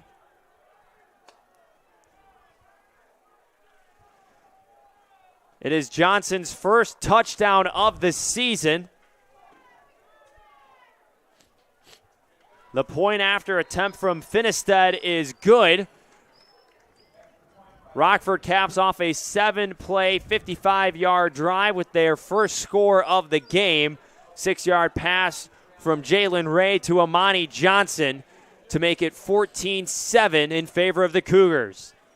Well, that's exactly what you're looking for if you're Rockford, of one final or your first score to end the first half, and now all you got to do is keep the Cougars off the scoreboard for the next 40 seconds if the Cougars even decide to go for it. Well, the problem right now with the Cougars is that they have no timeouts, and if you think about it, all of those timeouts were taken because of miscommunication between the sideline and the players on the field. Very different story, though, as you saw what happened with Rockford. Not only were they able to get a couple plays at the beginning of the drive to go outside to the sideline, but they could take a couple more shots and run the ball actually with Carey because they had a full arsenal of 3 timeouts. If Coach Campbell and the Cougars do decide to try and go for it in the last 39.4 seconds they have, they're going to have to target those sidelines. They're going to have to target downfield, neither of which, or at least the downfield part of which, we haven't seen since. And it looks like the Regents will set up the pooch kick. Charles Kirkley calls for the fair catch around the 25-yard line. So 39.4 seconds remaining in the first half for CUC. The Regents have more yards so far in the half. 172 for Rockford, 97 for CUC. A big reason why the Cougars are up right now is because of the 3 interceptions that have been thrown by Jalen Ray and the fantastic field position the Cougars have been put in because of the returns from the defensive backs. You take out just one of those interceptions, Trayvon Thomas's first of the game, the first interception of the game, Trayvon Thomas's only interception, and this is a tied 7-7 ball game. So, got to credit that defense, getting the offense going, getting the scoring going early, and they're the reason they're up by 7 right now. Pradley looked right, now goes left, floats it up and out of bounds. Nearest receiver in the area was Devin Bledsoe. First time we've said Devin Bledsoe's name at all today. He has not hauled in a reception yet. After last week, he only had 2 receptions for 8 yards. We talked about him in the pregame show, 104 yards against Aurora. But outside of that game, he only has 7 receptions for 96 yards to bring his total to 208 on the season. The Cougars decide to hand it off on 2nd and 10. It was given to Adirian Sykes, a pickup of 2. Clock is winding, and with the way the Cougars are looking towards the sideline, that might be the final play of the second quarter and first half here in River Forest. I think it's got to be. Eureka still has 2 timeouts, so, Cougars mess up the play if it doesn't go right. They could have called those 2 timeouts. Instead, they're just going to run the clock out, head to the locker room up by 7. So after the Cougars put up 14 in the opening quarter, the Regents are able to get on the board late in the second, courtesy of a 6-yard touchdown pass from the quarterback, Jalen Ray, over to Amani Johnson. A lot to break down after halftime, but we have a lot of festivities here in River Forest. We'll send it down to the turf now for the cheer and dance team's performance, followed by the inductees into the Hall of Fame and the honorees from last year's season at Concordia, Chicago.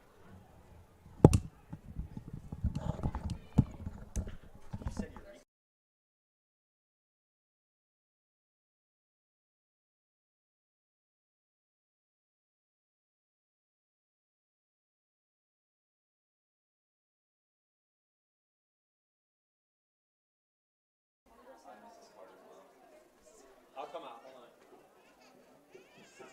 I think this is a longer halftime. Yeah, longer. Can you get me something?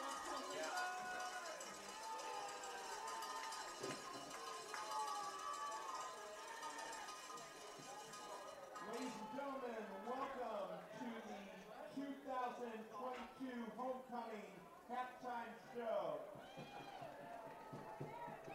At this time, if you could please direct your attention to the center of the field, our cheer and dance team will be performing for you.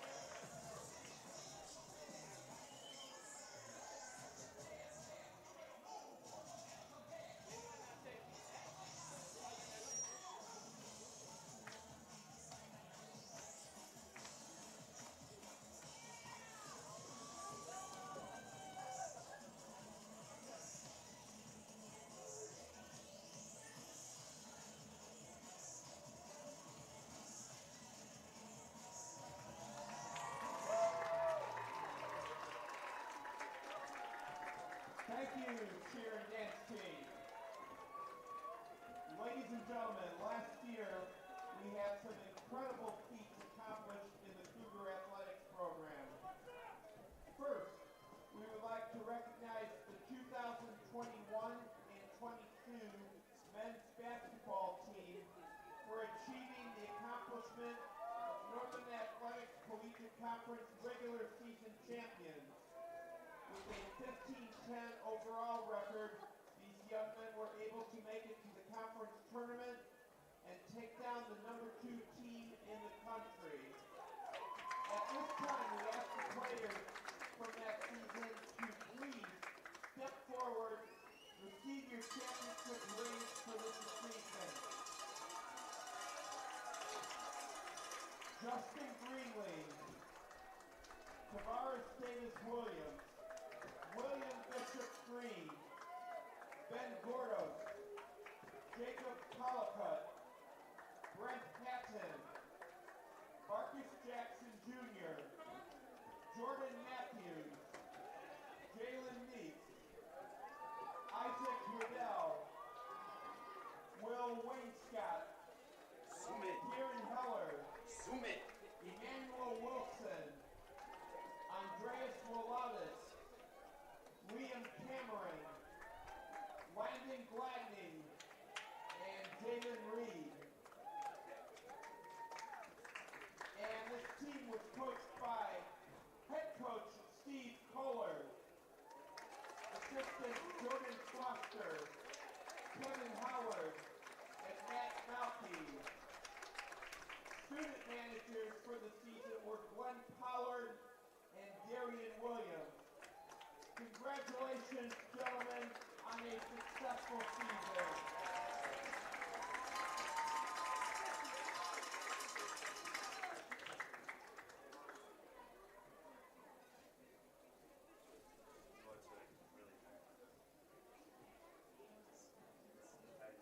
Next, we would like to congratulate our inaugural stunt team from the 2022 season for their national runner-up finish in the D3 National Championship. Finishing their first season at the championship, they brought down many reputable programs and finished as the Division III runners-up. At this time, we would like to recognize the young women who were a part of this incredible season. On this team, we also had 5 All-Americans. First team honors received by Samantha Bryant and Lindsay Wickham. Second team honors were received by Mary Jane Ingold, Sasha Gonzalez, and Kylie Hano.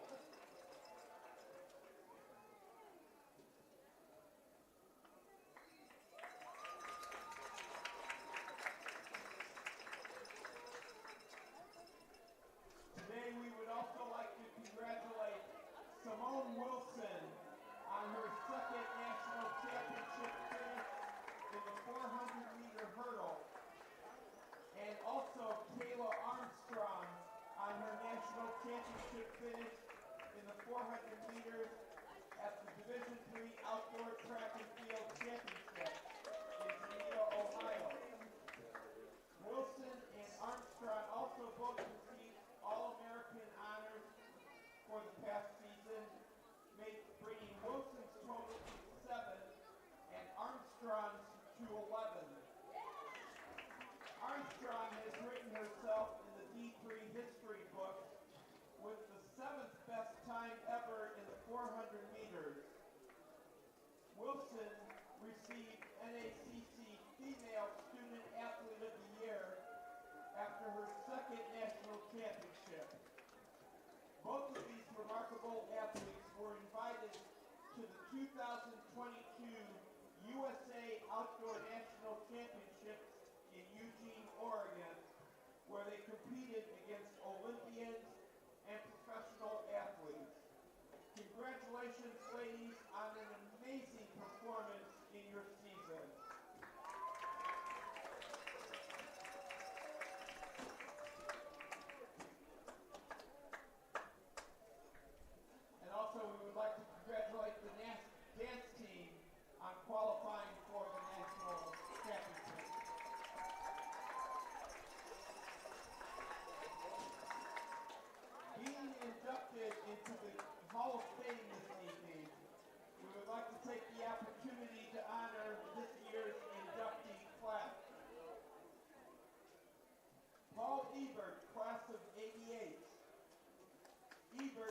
two sport athlete during his time at Concordia, playing on the football and baseball teams. Ebert was most known for his play as an offensive tackle on the football team, where he was a 4-year starter. The 1987 All-Illini Badger Conference Lineman of the Year, Ebert was an honorable mention All-American, recognized for his play that helped to lead Concordia to the 1987 Conference Championship. Congratulations, Paul Ebert, class of '88. Kenneth Handy, class of '93. Handy was a 4-year letter winner for the Cougars, playing on the men's basketball team between 1988 and 1993. Handy appeared in 79 career games and is part of the university's 1,000-point club. One of the biggest moments of his career came at the 1993 Concordia Invitational Tournament. The Cougars won the tournament title, and Handy was named the men's tournament MVP in front of a packed Geisman Gymnasium crowd. He was also named All-Northern Illinois Iowa Conference in 1992 and 1993. Congratulations, Ken Handy, class of '93. Jason Shambo, class of 2004 and NBA class of 2011. Shambo was a 4-year letter winner at CUC, playing on the men's soccer team from 2001 till 2004. As of this year, Shambo owns the program record for career points with 84, goals with 36, and assists with 12. He also owns the individual season records in points with 39 and goals 18. Additionally, Shambo owns single game records in points with 8 and goals with 3. Congratulations, Jason Shambo, classes of 2004 and 2011. Alyssa Solis, class of 2016. A 4-year letter winner at CUC, Solis played on the women's soccer team from 2010 till 2013. As of this year, Solis owns the program records for career points, 138, and goals, 56. Solis was a 3-time member of the All-Northern Athletic Collegiate Conference team. In 2011, she ranked 8th in all of NCAA Division III for total goals, 23, and was invited by American International Sports Tours to play for Team USA in Italy. Congratulations, Alyssa Solis, class of 2016. And finally, the 2012 football team. They own the only undefeated regular season record in Concordia football history at 10-0, and they hosted the school's first NCAA playoff game in program history.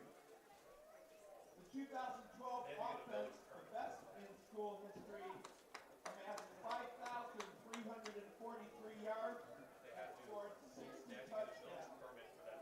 Their stellar play earned numerous postseason awards from the Northern Athletics Conference.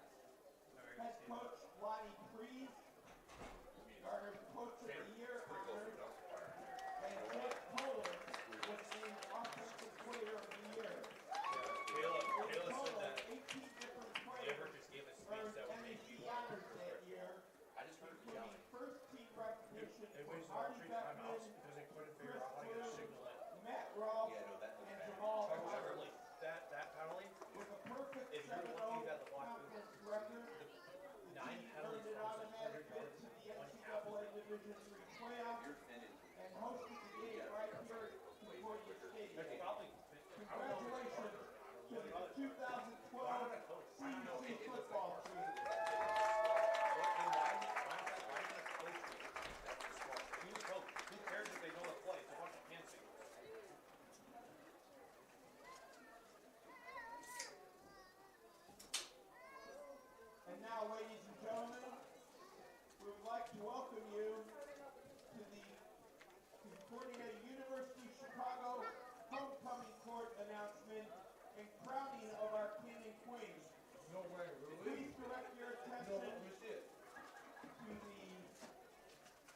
south end of the field to welcome this year's homecoming court.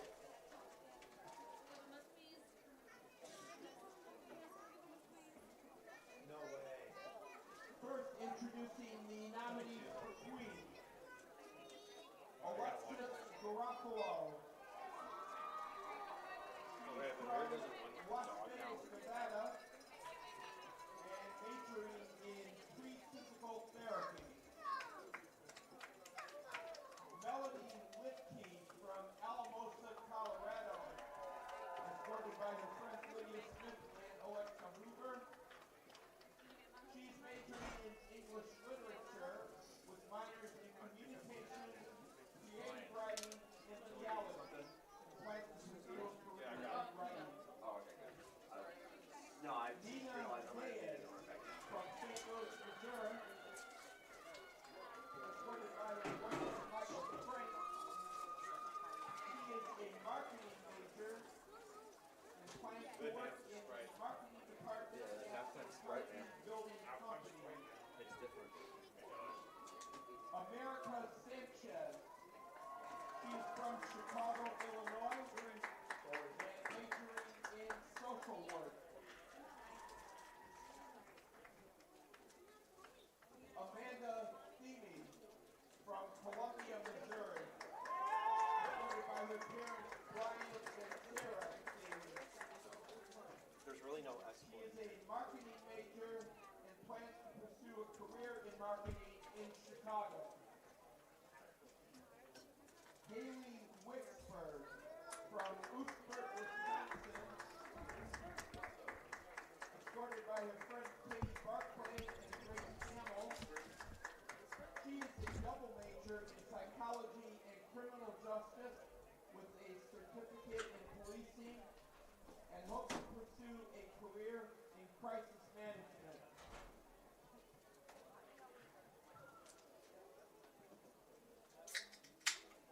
And now for our nominees for Homecoming King. Justin Aduo. His brother David. He's from Dallas, Texas. A business communications major. Who plans to work for a business firm. Yeah, I mean, I guess you can filter that. One day start a business of their own. Amir Kevin. Hi, Mateo. Plainfield, Illinois. He is a pre-physical therapy major and plans to attend physical therapy school in the future. Amir definitely brought the dog out for the fan vote. Caleb Gustafson from Merrill, Wisconsin, escorted by brother Joshua. He is a nonprofit business management major. He plans to go to seminary and become a pastor. Anthony Smith from St. Louis, Missouri, escorted by friend Anastasia. Ryan, you're absolutely killing it right now. Keep it up. He has an interdisciplinary studies major. He plans to pursue a career in writing, whether it be songwriting or poetry. And Jelani Warner from East Chicago, Indiana. Jelani is an exercise science major. Is it? Ladies and gentlemen, your 2022 Concordia Chicago Homecoming Court. This is just an exercise. Nothing else. You know, like a good dude, football team, what else remember? What else? Yeah, like what else? You know, just To vote for exercise science. Queen. And now it is time to announce the King and Queen. Amir To Alexis. crown this year's King and Queen You think? is our homecoming king from 2021, Zach Cicero. Yeah, I think it's definitely Alexis. I think it'll be Amir or Jelani. Why does Zach look like he's about to go for a walk in Paris? Is America Sanchez. Look for one.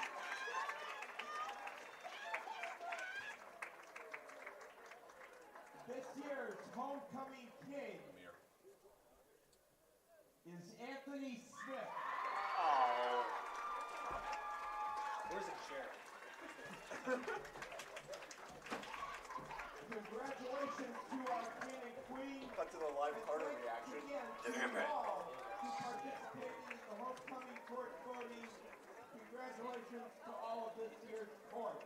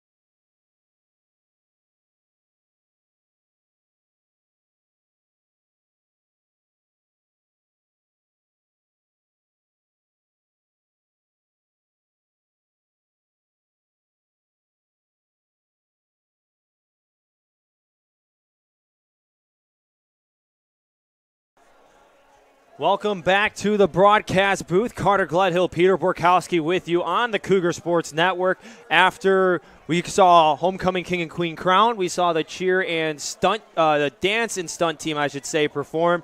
We also saw members of the CUC Athletic Hall of Fame be inducted, as well as some teams being honored. The 2021 men's basketball team honored for their regular season title last season. And then we also saw a very special moment was the 2012 CUC football team being honored as the only undefeated team in CUC football history. Went 10-0 in the regular season, hosted the first Division III playoff game back here at Concordia Stadium during that season as well. So we saw some former Cougar football players being honored. We also saw a couple of the Cougars being honored on the homecoming court as well. But right now, let's refocus post-homecoming activities at halftime. Time to get back to football. Cougars up 14-7 as we start the third quarter. It seemed as if the end of the second quarter, the momentum sided with Rockford, Peter. And a lot of that had to do with the fact that the Cougars really struggled with self-inflicted wounds and penalties for sure. I think this is a game that the Cougars are perfectly capable of winning if they don't I think this is going to be a game that the Cougars lose rather than Rockford wins, if that makes sense. Cougars, a lot of the reason they were losing momentum through that first half was because of costly penalties at the wrong time. So they clean that up, show a little bit more discipline, stay more on top of the ball. They shouldn't really have a problem against this Rockford team, but that's asking a lot out of a team that had quite a number of penalties in that first half. So the Cougars will receive the second half kickoff. And to go back to the scoring plays in the first half, Trayvon Thomas, 45-yard pick six in the early minutes of the first quarter. And then about halfway through, we saw Blake Henson get his first career touchdown on his 17-yard reception. And then in the final minute of play in the second quarter, we saw Imani Johnson haul in a 60-yard pass from the quarterback Jalen Ray, who showed a little bit of adjustments and, self-control after throwing 3 interceptions prior to that drive. For a guy that has been very consistent and goes for the big plays, we saw how that can hurt a quarterback in the first half. Ray definitely got better as the half went along. His first drive of the game, he threw that pick six to Trayvon Thomas. So definitely adjusted to the pressure the Cougars were bringing off the line. Got better as it went along. Finally got his first touchdown on the day. Going to be interested to see if this halftime break kept that, maybe cooled off Ray in any kind of way. So Charles Kirtley, instead of going for the fair catch, will bring it out for CUC. He gets to about the 28-yard line before being brought down by the Regents. So we go back to the first half as well. We see Troy Prattley, who had not a bad half, but again, compared to what he's done so far for the Cougars this season, it's been on par with what we've seen so far. In the first half, Prattley, 6 for 10, 42 yards, so the passing yards is down, but at the same time, too, he's been facilitating the offense better than what he did last week against Eureka. His stats might not be that eye-popping, but like you said, Carter, against Eureka, first week as starter for Prattley this year at least, maybe a little shaky under center. Now he's kind of got his feet under him, bit of a better game manager. The fake handoff to Crawford. Sykes wasn't able to get out of reach from number 25, Maddox Rigsby. If Rigsby didn't come down on that play, Sykes would have had a lot of open field in front of him. And it just shows how well Sykes is, as you mentioned in the second quarter, on the horizontal plane when running the ball. I think the Cougars need to go back to Sykes to start off this half. We saw him used heavily in the first half, the beginning of the first half, I should clarify. And that's how the Cougars got all the way downfield to score their eventual touchdown. And now they've really leaned away from him. I think you got to get him back into the game plan. Prattley keeps it himself on the option. He's brought down around the 37-yard line. Going back to Adarian Sykes, 7 carries for 45 yards, a longest carry of 18 last week against Eureka College. He had 54 yards on only 6 attempts, so Coach Lambert making a definite effort to get the ball to Sykes. The rush by Troy Prattley of 5 yards was able to pick up a first down, so the chains will move for CUC as they have 1st and 10 on the 38. And I think with Sykes, you just have to be consistent with him. You can't use him a lot and then not use him at all. You just got to keep him consistently in the game plan. Don't go to him all the time, but don't lean away from an extended amount of time either. Another handoff faked to Adarian Sykes. Troy Prattley is lucky to get back to the line of scrimmage. In on the tackle for the Regents is number 47, Mark Serpis. And kind of like with Eureka last week, Eureka came in, didn't have the best defense statistically, ranked towards the bottom of the conference in a lot of categories, that they put up a really good effort against this Cougars team. Rockford's in the same boat. They're allowing the 8th most points per game in the conference, only trailing WLC in that category. But here they are today, doing a really good job holding this Cougars offense to only 7 points. Quick screen outside to Devin Bledsoe. Tackled near the line of scrimmage. That's the first reception for Devin Bledsoe in this game. We talked about how he was the leading receiver coming into today's game.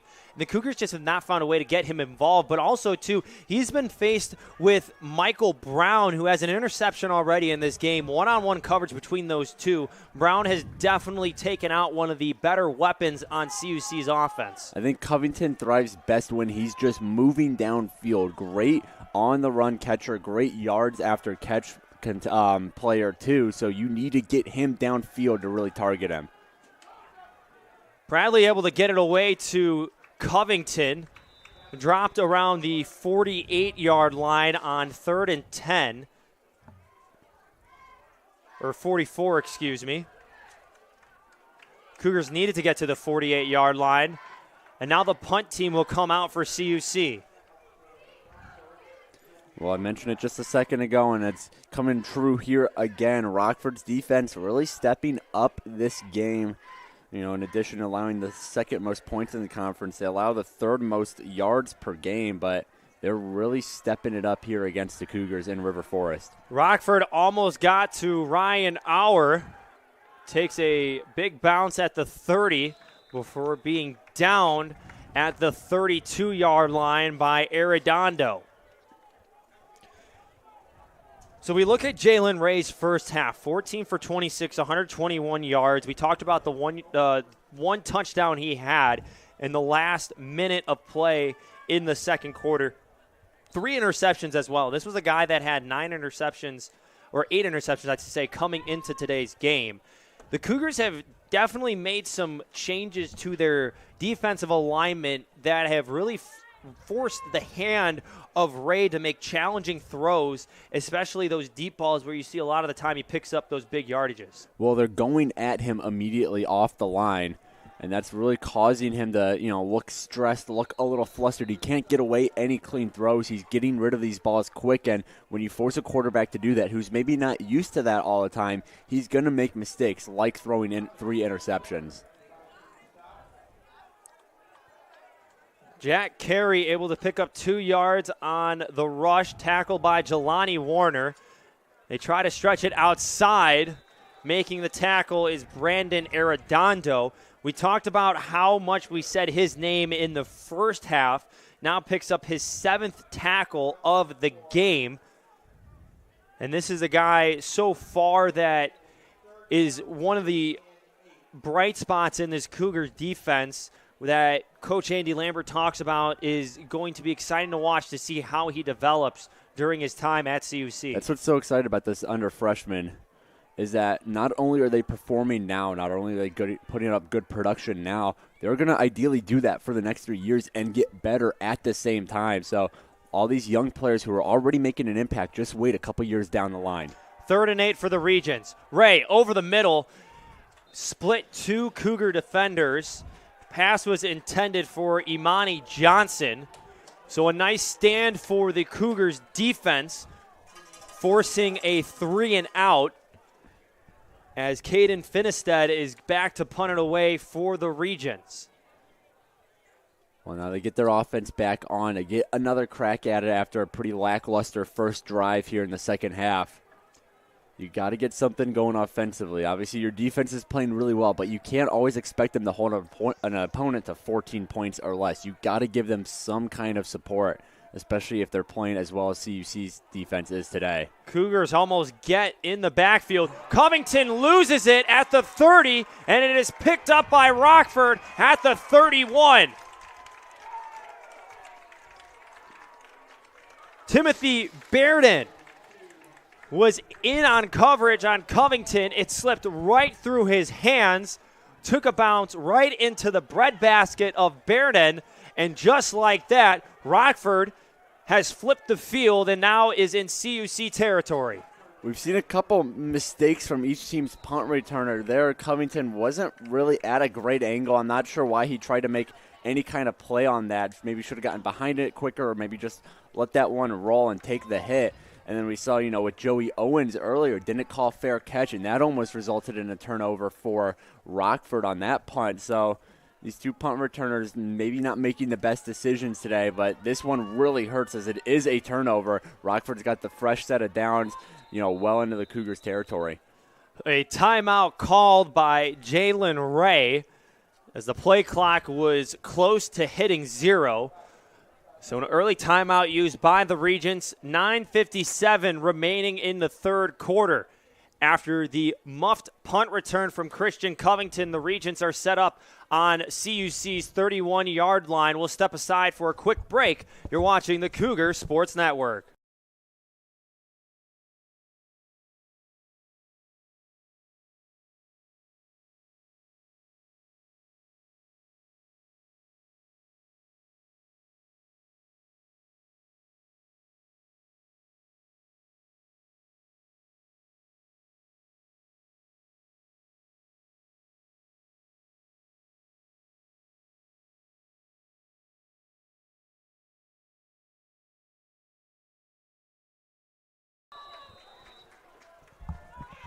So following the Rockford timeout, the Regents get ready to get the offense back in motion after a 3-and-out. Good stand by CUC's defense.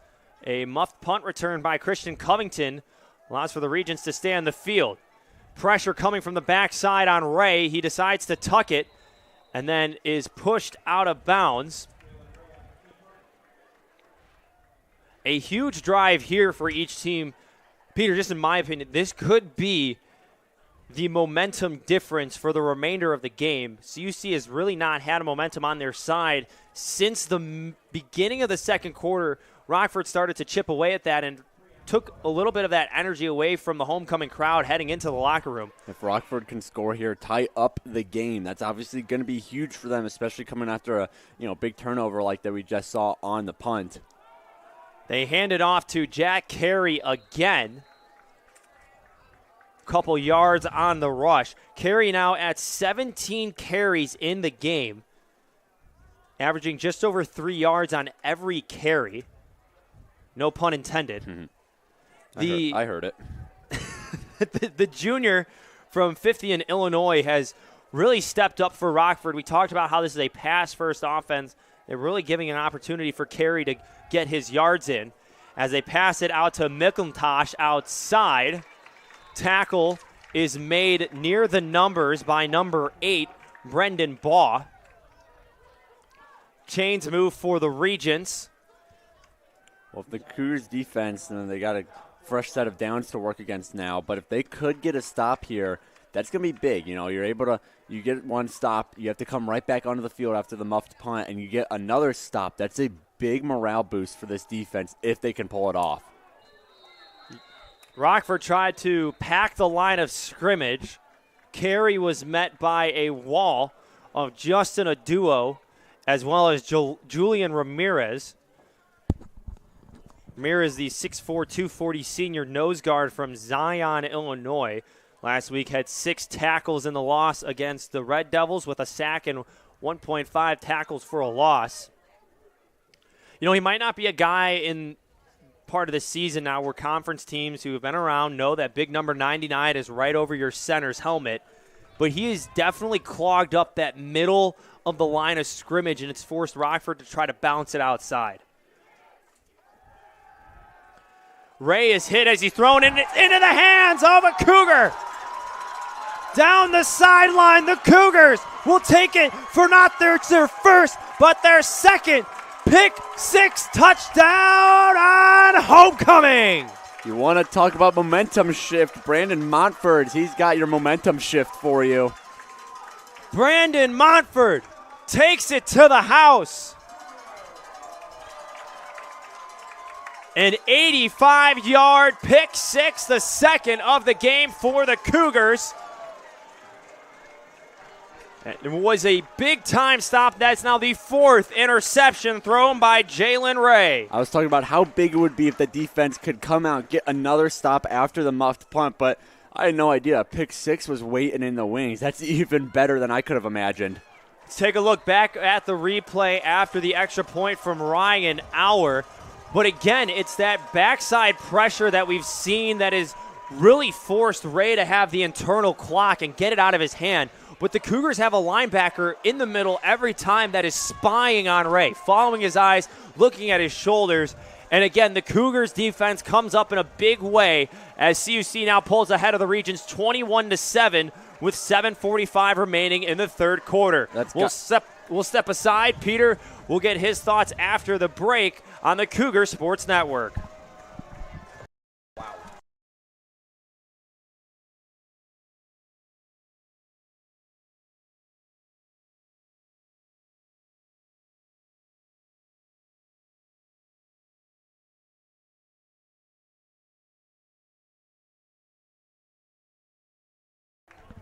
Well, a quick break. Now we're back in action. Right before the break, we were talking about how the fourth interception for Jalen Ray has really slowed the roll of Rockford. They take one step forward and then two steps back as the pooch kick from Ryan Auer takes a bounce and is finally picked up by number 22, Carl Jones. So, Peter, I know you were going to say something before the break. What do you have? Well, I think that's got to be part of the game plan is you put the pressure on Ray, and then like you said, Carter, you sit guys in the middle of the field just to watch him. Ray looks like he has the tendency of when he gets under pressure, he's trying to get rid of that ball really quick. So you set up guys in the middle of the field just waiting for him to send one of those quick getaway passes over the middle, and guys like Trayvon Thomas, guys like Brandon Montford, as we've seen them do, are going to pick on that immediately, and those guys have the athleticism. They take it all the way down the field. Montford's pick six was a little longer than Trayvon Thomas's, but still, that just goes to the credit of, the game scout, putting the pressure on Ray, sitting guys in the middle, and then the athleticism of these linebackers to pick up these interceptions and take it to the house. The fourth interception of the game. All four Cougar turnovers have come via interceptions. And now spinning around and getting close to the first down marker is Jack Carey. It is enough for a first down, so the junior is able to pick up 10 on the rush. They give it right back to him.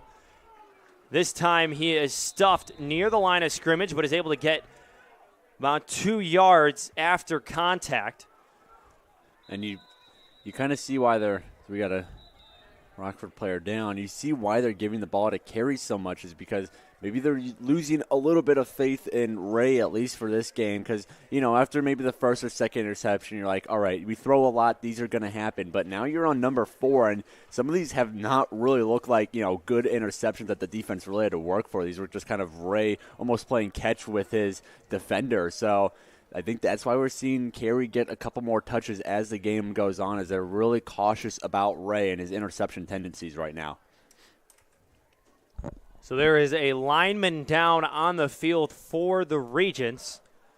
By the looks of the backup center, Jordan Lee, warming up, the starting center, Julian Santa, is down on the turf. We'll step aside for an injury timeout here at Concordia Stadium. 7:15 remaining in the third quarter. CUC up 21-7 over Rockford.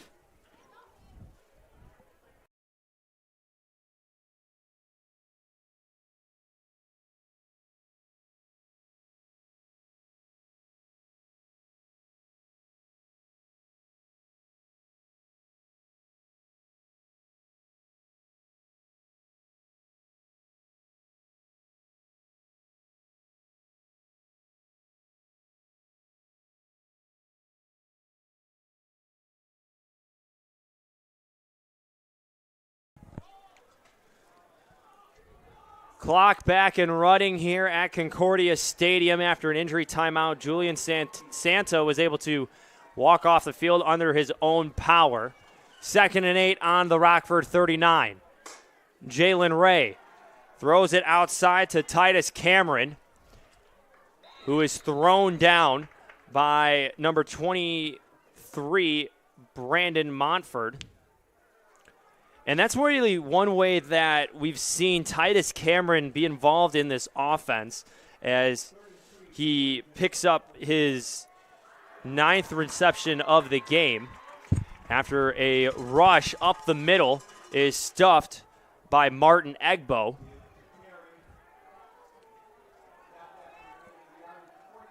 Fourth down and short for the Regents. They've already converted once today. Carey is met at the line of scrimmage. CUC says they stopped him.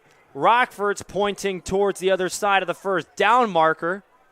So now a little meeting at the spot of the ball. Referee's taking a look at it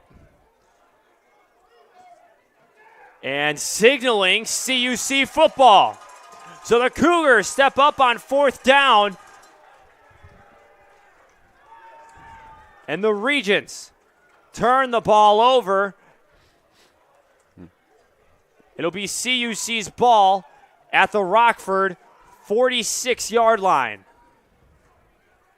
While their offense has been struggling to really find a groove and put something together, the defense has kind of taken it into their own hands. They've scored 14 of the 21 points today, and now they've given their offense prime field position after that fourth down stop. I mean, they're doing everything they can right now to win this game. We talked about how defense was the bread and butter for this team really all season, and I think this game, more than any so far, is really showing that. So now if you look at this, Peter, the way that the scoreboard reflects the game, 21-7. Okay, not a high-scoring game, but CUC obviously has punched it in more than Rockford. But what I want to show is that there's 2 defensive touchdowns compared to the 1 offensive touchdown, which was Blake Henson. So Cougars are trying to get into the end zone for the second time offensively, and they'll start this drive with a draw play to Gerald Crawford as he rolls across the 40-yard line.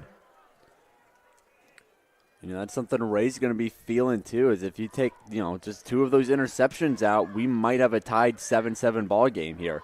So Cougars defense, again, they see their offense struggling to put points up on the board right now. They're going to take it into their own hands, get these big-time interceptions, get these big-time stops, put points on the board themselves, and put their team in the best position they can to win today. 2nd and 4 on the Rockford 40. Pratley holds on to it, is tackled from behind, rolled around to the first down marker. Gain of 4 on the play. New set of downs for CUC. And on the tackle for Rockford is Jacob Peachy, the senior from Fort Myers, Florida. I think now what we would like to see from the Cougars offense is just some decent long drives. You want to get points up, of course, but really start running this clock down. Your defense is going to get tired eventually. They've been on the field a lot, and they've been doing a lot while they're on the field. So just take your time, run this clock down as much you can, put yourself in that good position that everyone's ready when they need to be on the field. 1 second on the play clock. Cougars just avoid a delay of game penalty. Pratley now makes a man miss and then is drilled back a few yards. Number 25, Maddox Rigsby, laid the boom on the quarterback. It'll be 2nd and 9 for CUC. I don't think now would be the worst time to just take a shot downfield either. You get one good completion here and you're most likely in the end zone, so why not go for it? Rockford, they're used to the rush right now. They think it's 2nd down. There's no way the Cougars are going to go downfield, but maybe catch them off guard a little. You could put up touchdown number 2 from the offense. They hand it off to Crawford up the middle. Gain of 2 on the play. There's a pair of Regents slow to get up after. Looked to be a collision near Crawford. 3rd and long for CUC. They have not converted a first down all game.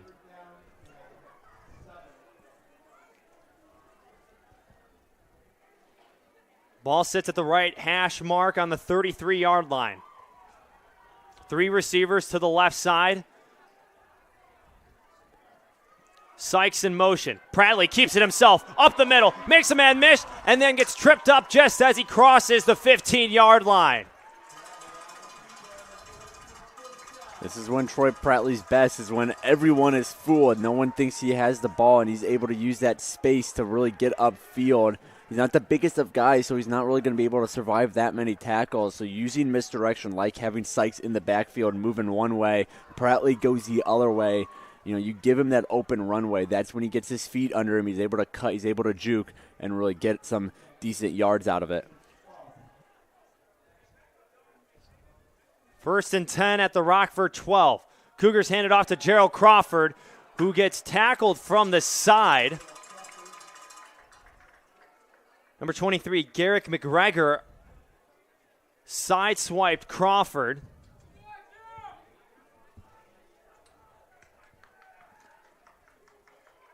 CUC trying to pick up the tempo a little bit.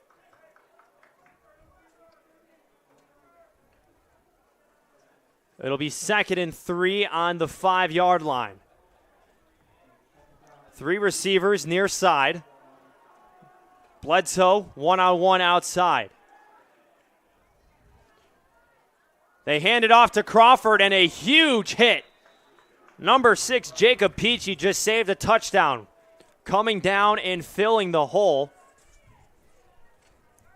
I was just about to say that. Peachy, he doesn't lay that hit. I think Crawford's able to stumble his way into the end zone. So good job there by the senior linebacker. So 3rd and inches for CUC. Prattley keeps it himself and will waltz into the end zone. Touchdown, Cougars!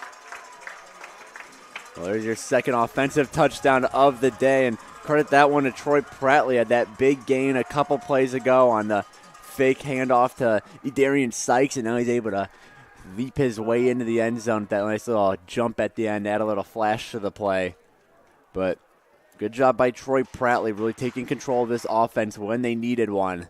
Now they got themselves a nice 3-score cushion over Rockford. Ryan Hours' extra point attempt is good. Take a look back at the rushing touchdown for Troy Prattley. And Peter, you talked about it a few plays before. Prattley does a really good job of hiding the ball on the exchange with the running back so that it sucks down the defensive end. And exactly that, for any young quarterback out there trying to run the option or read option plays, if you can do exactly what Troy Prattley did on that last play, there's no doubt you will be picking up a big chunk of yardage every time. Prattley's only 5'9", 165, so it's never going to work when you just try to have him be the clear runner going up the middle. He's, not going to be able to survive those tackles unless someone just blatantly misses one. So you got to use misdirection, like Darian Sykes, like Gerald Crawford, guys like that who, and again, like you said, Prattley's so good at faking the handoff and kind of keeping it hidden for just a couple minutes, especially when you're down on the field and you don't have our point of view from up here in the booth. So when Prattley's able to pull that off successfully, find a little bit of open space, he gets his feet under him, he's as good as gone. 8-play, 46-yard drive took 4 minutes and 13 seconds off the clock. Ball hits the ground again. It's spinning around at the 20. Rockford able to jump on the loose ball. William Key picked it up from the back row of Regents on the kickoff return. So as Rockford heads back out onto the field, 4 turnovers, all of which have been interceptions. They also turned it over on downs on their last drive. Right now, Rockford needs a big drive. Well, now you got to go to Ray. You really got to unlock his arm and start going downfield when you're down by 21. But when he's thrown 4 interceptions, I don't think head coach is going to be too eager to do that. Head coach Calvin Tolliver.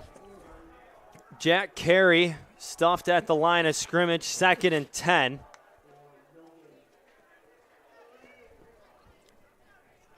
Spread formation for the Regents. Carey in the backfield. Short shotgun for Ray. Big drop. Surveys the field. Will dump it off short to his running back. And a nice open field tackle is made by number 44, Trayvon Thomas.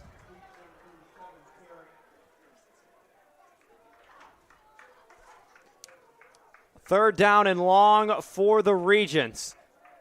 45 seconds remaining in the third quarter.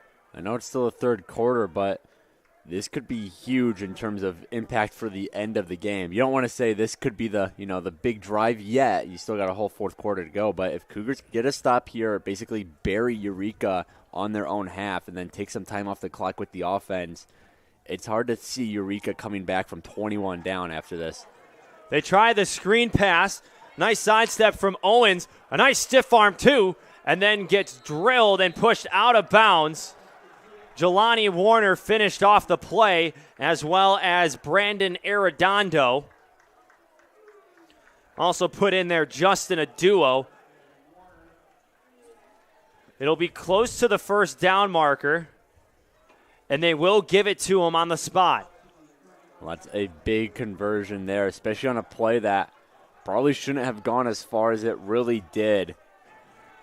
Owens, it's kind of surprising his lack of production so far this game. I mean, he was coming in. He was Rockford's #1 receiver in terms of receptions and receiving yards, and now he's, this is only his first reception for 11 yards, so a little surprising to see Owens not used as much by Jalen Ray. Maybe there's something else we're not seeing up here in the booth, some injury concerns, but Ray, he's caught upon, and he converts a big first down here. Well, the Cougars huddle up on the field as they get ready to start fourth quarter football. 15 minutes remaining on this homecoming Saturday. CUC leads 28-7 over the visiting Rockford Regents. You're watching the Cougar Sports Network.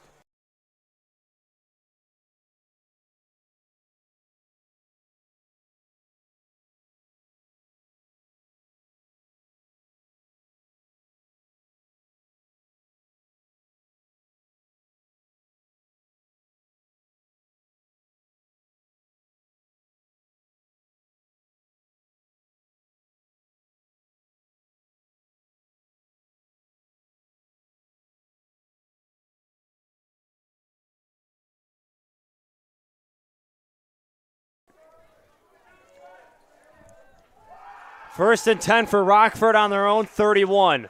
3 receivers to the right side. Ray loses the ball on the snap. The Cougars signal they have the ball.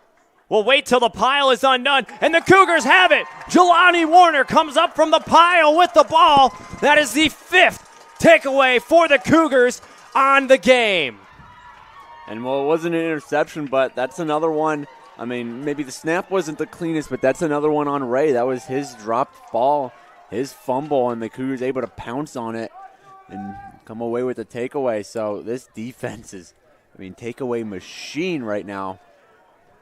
So the Cougars force their 5th turnover of the game. Take a look back at the replay. Peter, exactly that. Ray just dropped the ball. Yeah. And then kicked it with his foot. Mm-hmm. And Jelani Warner, who has been getting pressure in the backfield all day, finally gets rewarded for his efforts, as we should also say, homecoming court nominee as well. Having a great game, Jelani Warner gets the CUC offense back on the field. First and 10 from the Rockford 29. Bradley pulls it back, looks left, has a man, 2 men exactly. Adarian Sykes loses the ball, fumble on the field. Rockford recovers in the end zone. And it will be a touchback. Wow. The call on the field is a touchback. Adarian Sykes was wide open and then got stripped from behind. Rockford recovered it in the end zone. And just like that, Rockford forces another turnover. I'm still trying to process what happened. Hopefully this replay will help a little bit. We're going to get up here in just a second. Sykes was wide open. I think a Regent got a hand on him as he was going into the end zone right there. And then that was what forced the fumble. So the 3rd turnover for the Cougars comes on a fumble from Adarian Sykes near the goal line. So the Regents will have the ball out to the 20-yard line on the touchback. Ray pump fakes a couple times, signals for his man to go deep, and finally gets it to Titus Cameron for a gain of 15. The fumble was recovered by Michael Brown. Talk about Michael Brown having a game today, already with an interception and now a fumble recovery. Browns, I mean, this whole Rockford defense has been playing extremely well, but Brown's probably the standout so far with those 2 turnovers. 1st and 10, Ray slings it outside to Cameron. And a nice tackle coming up for the Cougars is number 8, Brendan Baugh. Last week had 2 tackles against Eureka. Well, that's what you really like to see out of a young player like Baugh, who's already proven to be a really good player in the secondary, but it's because he does the fundamentals like that tackle. He's not going for the big hit stick that, trying to disdraw the ball, but if you miss it, it's a big miss or, could lead to a penalty. Just a good fundamental tackle down on the legs. Ray goes one-on-one, back to Cameron, and able to get a hand on it was C.J. Tucker. Great coverage by the freshman safety.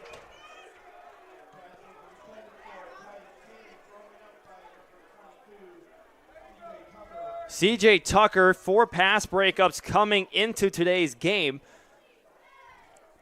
The 5'10 freshman from Houston, Texas, was one-on-one on the outside with Titus Cameron. Well, Ray, whenever he does decide to go after the Cougars secondary, they're usually up to the task. He hasn't challenged them too much today in the grand scheme of things, but whenever he does, they're right there, ready for the challenge and shutting down his passes. CUC with the blitz, and Brendan Baugh able to get a paw inside. Another pass intended for Cannon. So back-to-back pass breakups for the CUC secondary forces Rockford to punt on 4th and 7.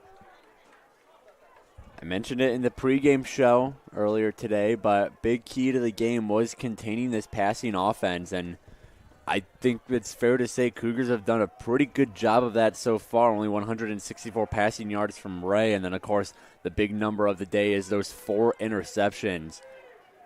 CUC knew if you could shut that aspect of Rockford's offense down, you were going to have yourself a nice day, and so far they have. Punt away, Covington comes up and is able to secure this one, a fair catch at the 39-yard line. Peter, to kind of go along with your point that you just said, is the passing game for Rockford has really stalled down and is basically broke down, is that looking at the first half, Rockford through the air had 121 yards. So far in the second half, they only have 43. They only have 62 yards of offense as well compared to their 172 in the first half. So CUC has been about the same in both halves. They've relied on their defense as they get ready for another drive starting at their own 39. We'll finish our thoughts after the rush from Troy Prattley that goes out to the 43-yard line. But Rockford really has not found their groove offensively. In fact, they've seemed to have lost a little bit of their mojo going into the end of the game. Well, and coming in today, they ranked 3rd in the conference passing yards per game, a tick of 291.6. So, again, that passing was really their bread and butter. They're only rushing for about 103 yards per game, which is second to last in the conference, only behind WLC. So when the Cougars come in, they shut down that passing game. Rockford really doesn't have anything else, and it leaves the rest of the offense a little flustered in terms of how to react and where to go to try and beat the CUC defense, which is just so well built and so well rounded. Calvin Cardenas, the freshman tackle, knocks back Gerald Crawford for a couple yards. Loss on the play of 5 makes it 3rd and 11.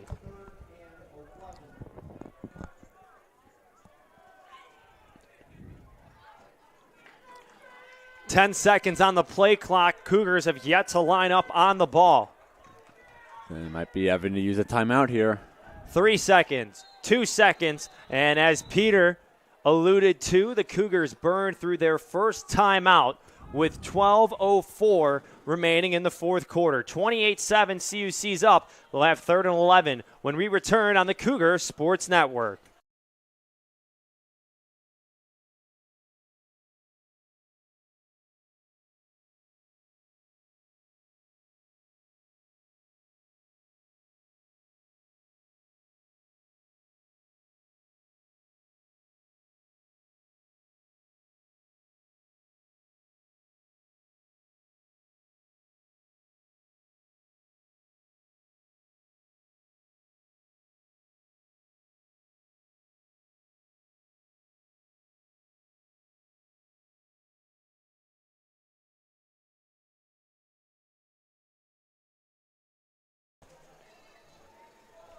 So CUC comes out of the timeout ready for 3rd and 11.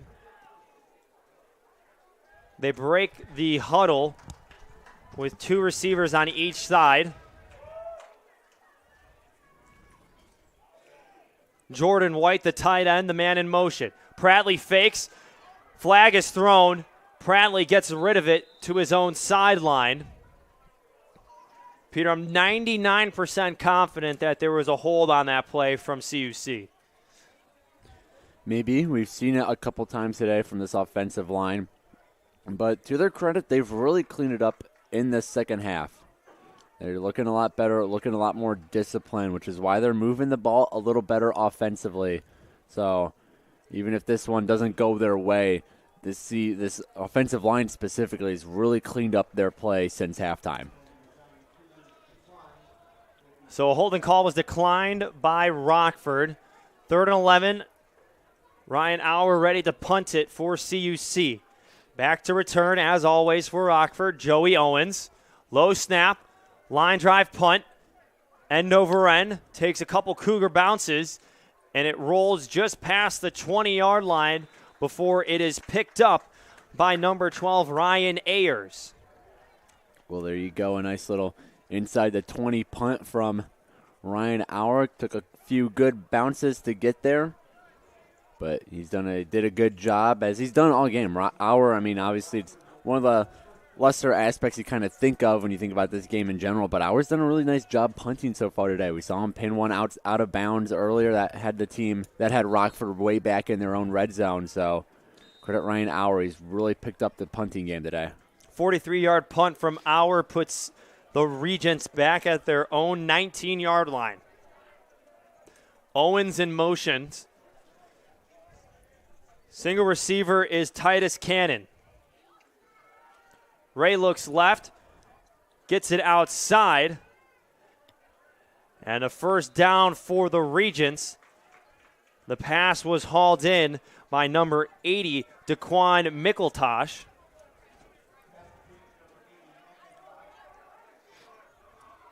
His 3rd reception of the game. Regents ready to go, 1st and 10 again. Swing pass out to Cannon. Baugh in on the tackle for CUC. Also in on the tackle for the Cougars, number 22, C.J. Tucker. Gain of about 5 on the play. Rockford already going. Flag is thrown. Screen pass to Carey. Gets down the sideline, stays in bounds, and is off to the races.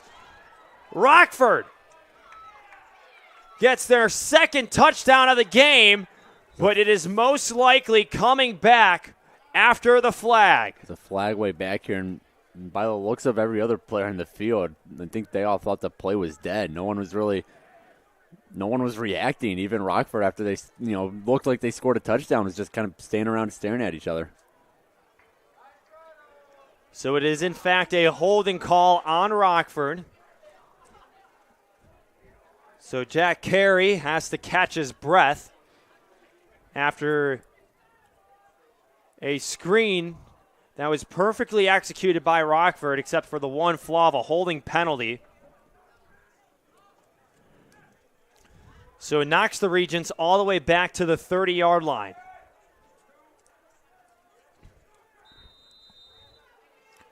It'll be 2nd and 15. Excuse me, 1st and 20.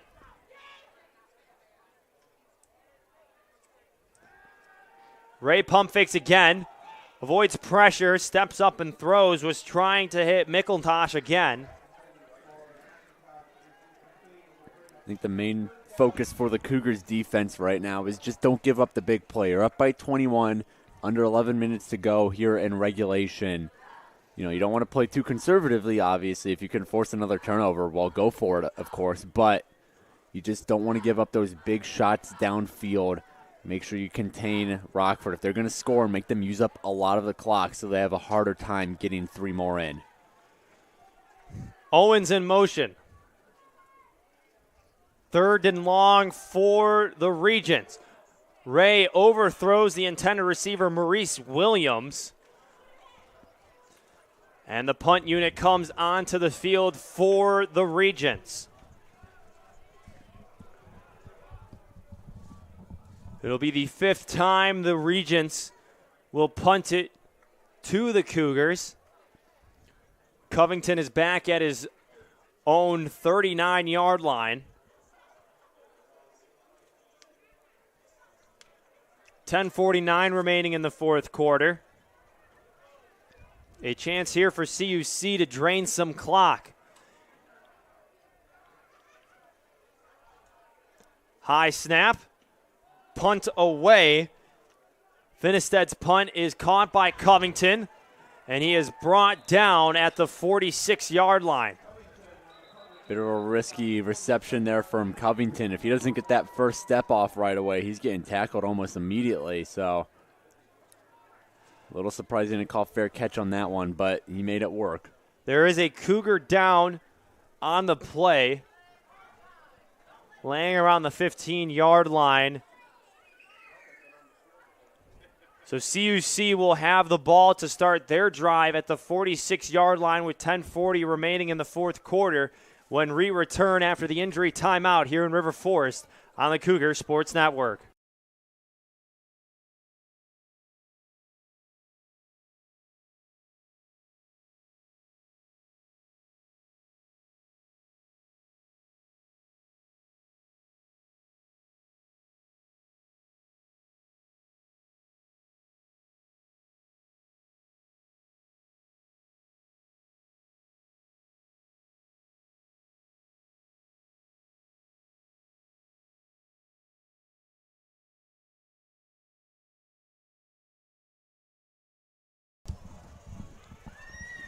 Martin Egbo being helped off the field after hitting the turf, attempting to block the punt on the last play. Christian Covington able to return it for 9 yards to the CUC 46-yard line. The drive will start with a pitch outside to Adarian Sykes, who stays in bounds, and what would have been a gain of only 2 ends up being a gain of close to 8 yards.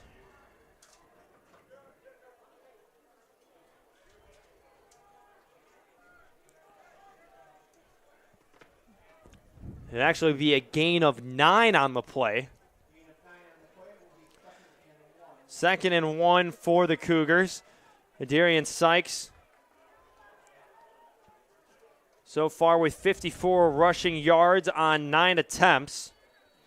Also has 52 yards on 4 receptions. So another day for Sykes of over 100 all-purpose yards. Cougars fake the handoff. Pratley tries to tuck it and get the first down, but is just short of the line to gain. So it'll be 3rd and inches for the Cougars. Rockford needs a stop here.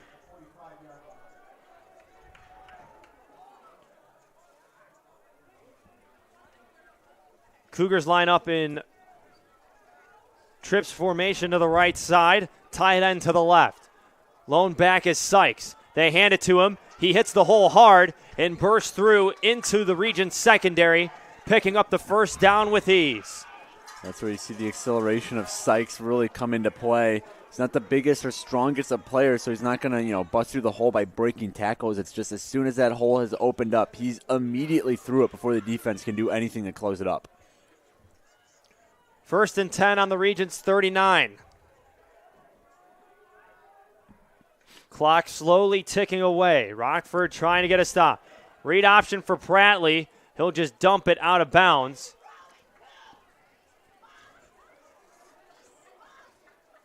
Pratley was looking for a man downfield, but after seeing the Regents secondary, decided to just live another day, or down, I should say. Goes to 2nd and 10. Well, that's part of growing as a player, as a game manager. Pratley's only a sophomore, so learning when, hey, sometimes you just got to give up on the play, throw it out of bounds. Like you said, Carter, live to fight another down rather than, doing something irresponsible and possibly throwing an interception or creating a turnover or loss of tackle for loss. Pratley rolls to his left, has some room, stops on a dime, and drops it short out of bounds. Closest receiver in the area was Jordan White. Nearest to the ball for the Regents was number 30, Lionel Foster.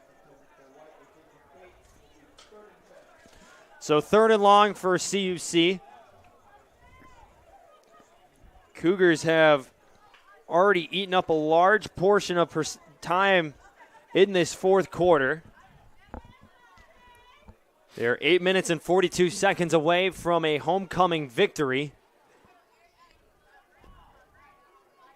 Bowler in motion. Pratley fakes to him. Will dump it off to Sykes behind the line of scrimmage, and he will be dropped for a loss of about 3.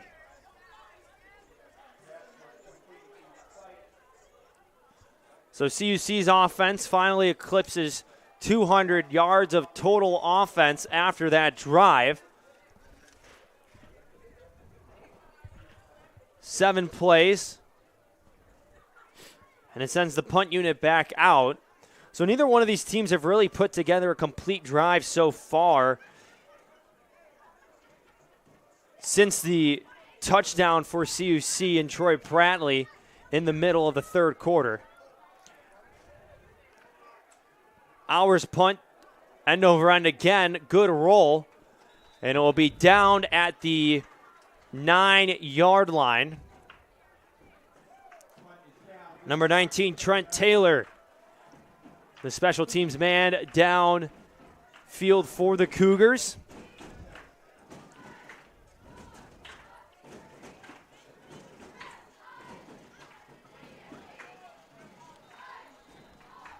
Rockford comes back out into the field.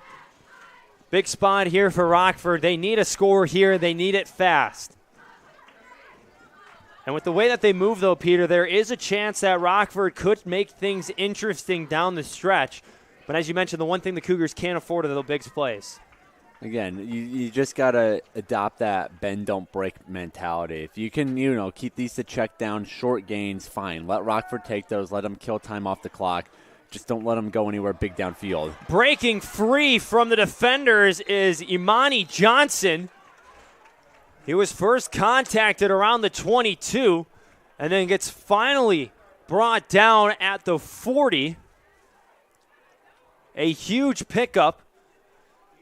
Biggest play of the day for the Regents. 32-yard reception by Johnson. He now has 62 yards of reception so far. Pickup of about 7 on the play. 2nd and short for the Regents. Well, Ray's got to find someone he can go to and trust in the passing game right now. Got a lot of points to make up and not much time now. You got to find that connection to hit. Ray, big drop. Airs it out. Deep. And almost gets picked off yet again. And there's a flag laying at the Rockford 44-yard line.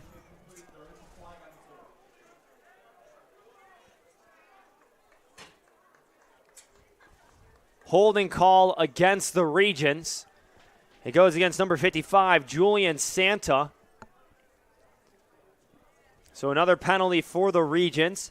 Backs the offense up a little bit more. I will say, Peter, as much as the Cougars had penalties in the first half, they have done a very, very good job of staying disciplined in the second. I don't know what Andy Lambert told them in the locker room, but this team has not committed a penalty in the second half. Well, and a lot of those penalties weren't, really technical things. There were things that I think players can really keep control of, stuff like after the whistle or, holding on the offensive line, which is stuff that you should be able to take care of really easy just with the talking to and getting your players in order. So I think Coach Lambert, the rest of the staff definitely addressed it during the halftime break. And like you said, Carter, they've looked much, much, much better in that department coming into the second half.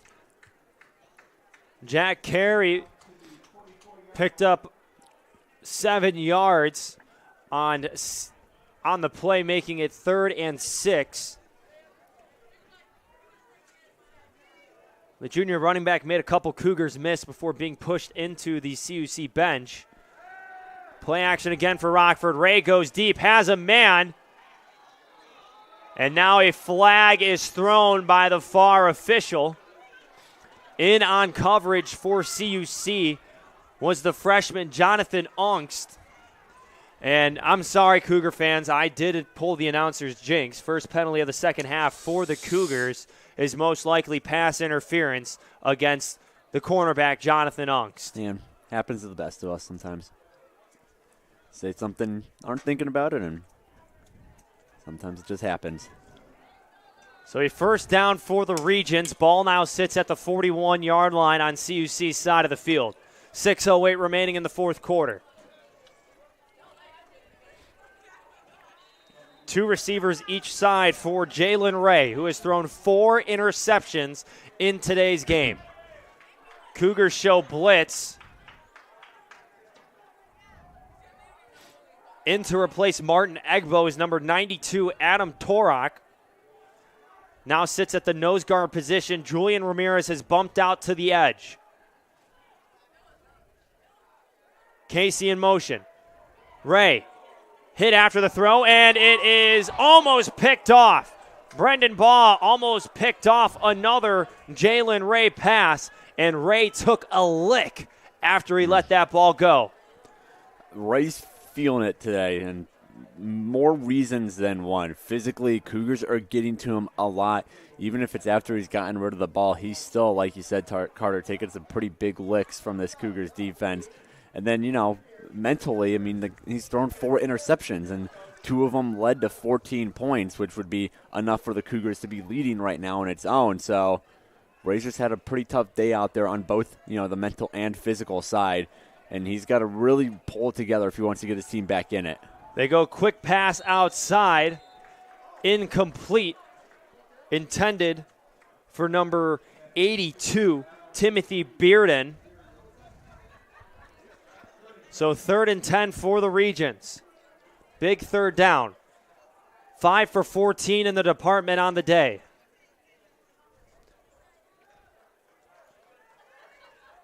CUC DBs are playing back.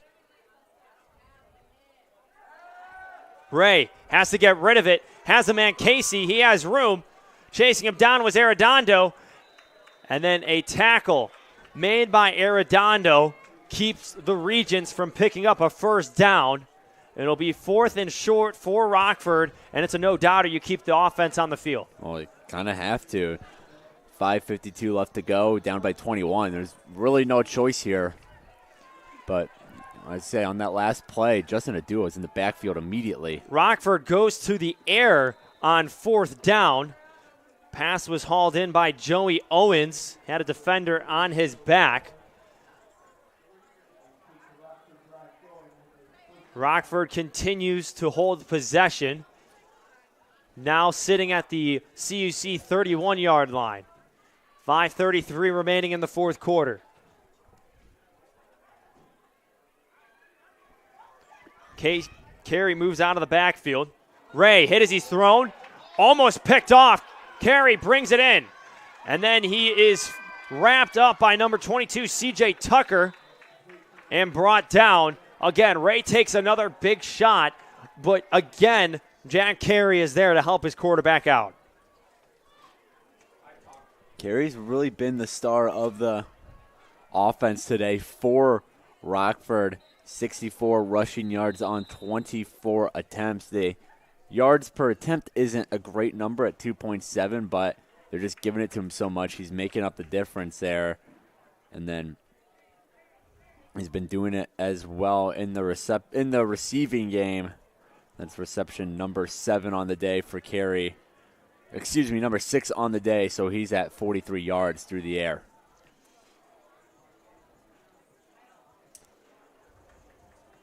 So now a stoppage in play. Rockford calls their second timeout. 5:01 remaining in the fourth quarter.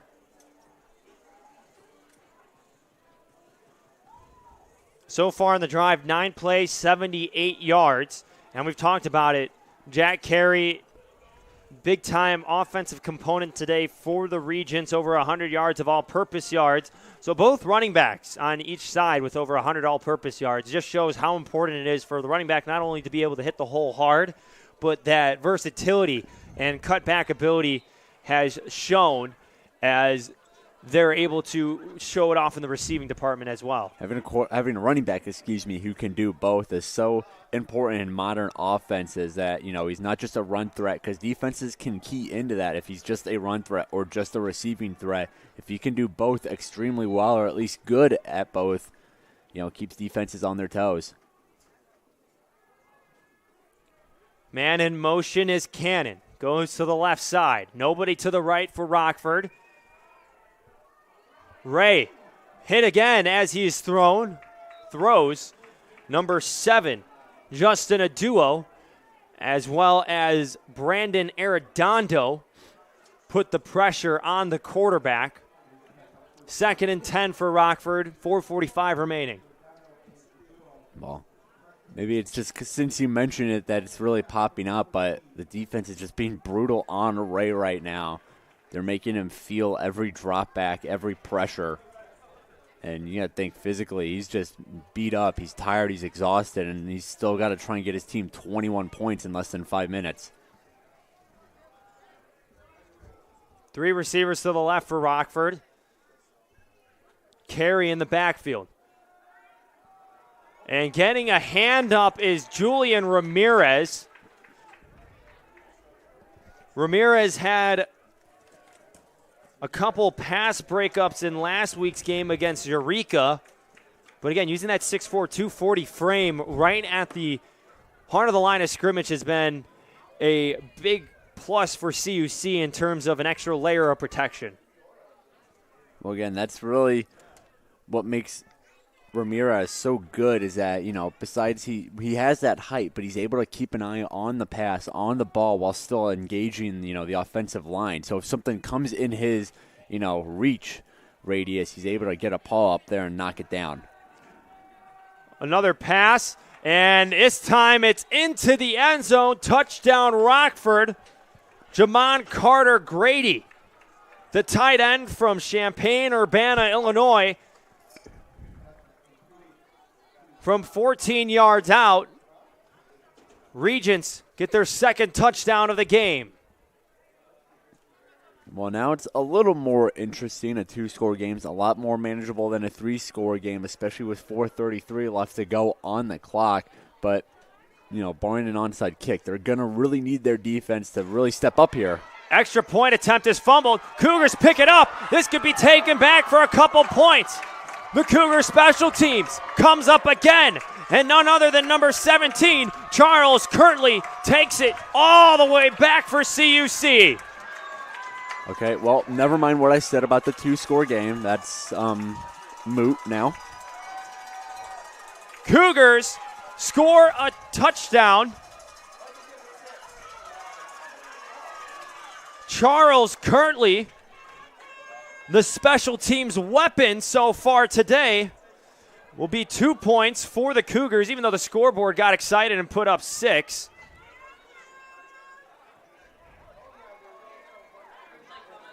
Take a look back at the muffed extra point attempt for Rockford.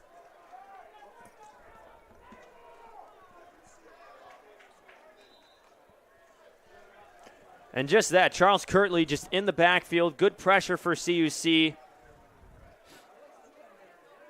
And just like that, they are able to get 2 points off of the extra point recovered from Kirtley, returned 81 yards. So they've had some interceptions, they've had fumbles, and now add to all of that a defensive point after attempt.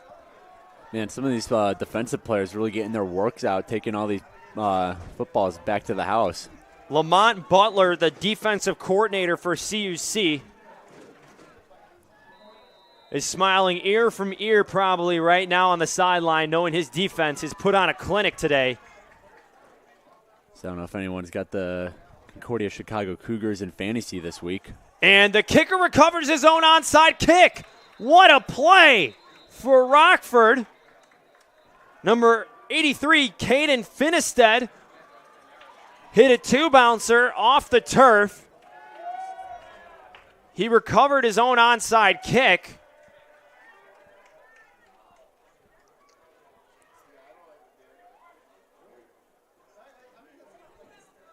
But there is a flag down at the 35-yard line on Rockford's side of the field.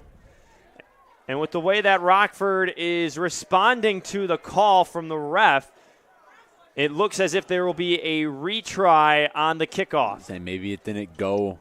I wouldn't be surprised if this didn't go far enough before Finstead grabbed it.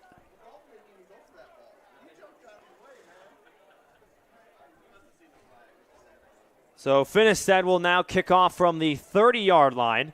CUC's hands team has moved up to the 42. And ball has to cross the 40-yard line before it can be picked up by the Regents. 8 players for CUC hover within 5 yards of that 40-yard line. Finestead did it once. Can he do it twice? He'll just decide to kick it deep. And Adirian Sykes will watch it roll out of bounds. And that'll be a penalty on the kicker, Caden Finestead. Well, Cougars catch a little bit of a break there. That was a good onside kick. Rockford's got good field position. Still down by 17. So they're going to need the ball at least 3 more times to score, but instead things are looking much better for the Cougars now after kickoff was called back and now the ball rolled out of bounds. Well, if you look right now, you have Adirian Sykes has 60 rushing yards on 9 carries. Second to that is Troy Prattley with 13 attempts for 48 yards, and he also has a touchdown. But other than that, there's only been Joe Crawford and Dalton Bowler, too.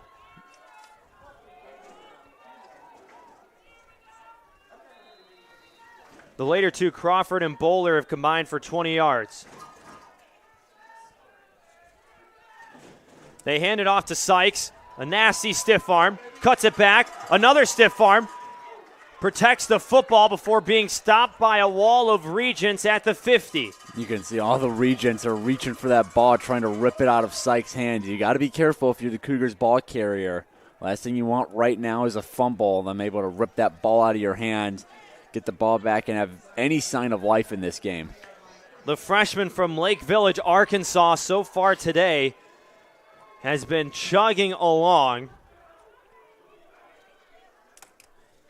Career high of 109 rushing yards versus Concordia, Wisconsin a few weeks back, which was the first time all season a CUC running back has recorded over 100 yards on the ground. But he's been a great addition since being moved into the backfield after the injuries to Deandre Daniels.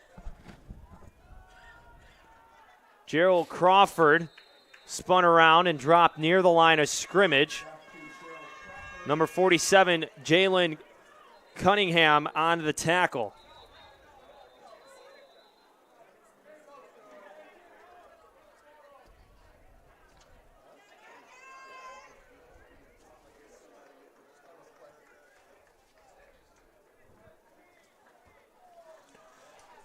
Mark Serpis as well on the tackle.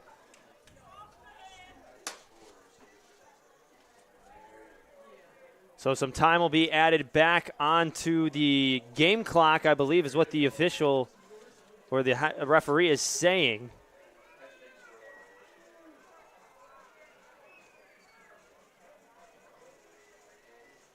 Rockford takes their final timeout as well. So the Regents without any timeouts for the remainder of the game. All CUC needs to do here is just start picking up first downs, and they'll be well on their way to their first conference victory of the season, as well as a homecoming victory in front of a packed Concordia crowd. This is where you give the ball to Sykes, you let a couple trick plays, let Prattley take it, let Gerald Crawford rush it up the middle, just keep pounding that rock. But make sure to pick up the first down so you can keep the clock moving too. Rockford brought the blitz They faked the handoff, but instead, Troy Bradley took it himself for a gain of about 3.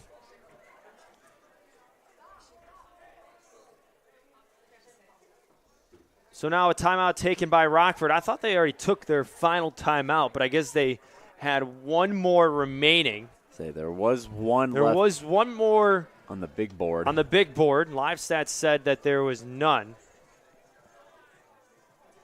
Guess the brand new big board was right in this case. Big board always right. That's what we got it for. So there will be time added back onto the clock.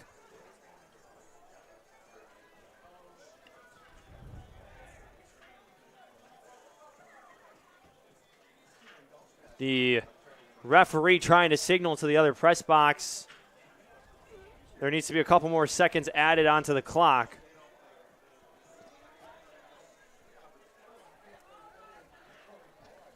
So CUC now has 3rd and 7. Bradley pulls back, has a man. Sykes, nobody is around him. Sykes to the 10, Sykes into the end zone. Touchdown, Cougars! Darian Sykes wanting to get that one touchdown back that he fumbled on the goal line, and he gets it here late in the game. And if that's not a punctuation mark on this game, I don't know what else is. Darian Sykes with family members in the crowd scores on a 47-yard touchdown pass from Troy Bradley to cap off a 4-play, 60-yard drive. Ryan Auer for the extra point attempt. Through the uprights and good. CUC now leads 37-13. Another look at the touchdown, Peter. Well, the thing is, I mean, you didn't really need a touchdown here. You're up by 17. You have the ball. Rockford's out of timeouts. At least we think they're out of timeouts now.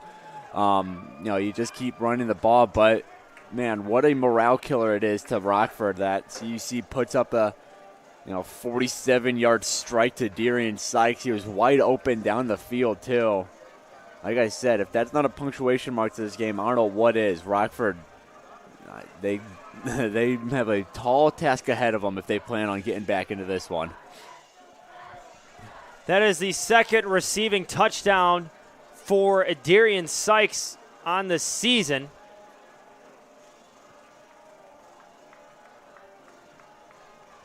Now with 96 receiving yards, Darian Sykes with 166 all-purpose yards on the day. Not a bad day for the freshman. That is now a new career high in all-purpose yards. Well, if you're Coach, and also receiving yards as well. Well, if you're Coach Lambert, you're really excited about this. The 2 times this season, Sykes has really been used today and then 2 weeks back against CUW. He's performed really, really well last week against Eureka. Fortunately, didn't get that many looks. So now you know that Sykes is one of those guys that if you decide to go to him, if you decide to give him some heavy usage, he's going to produce for you. And I think the thing is, as we wait for the penalty on the field to be relayed out to the crowd, we'll hold on to that thought for a second. Looks like we'll get an announcement on the penalty.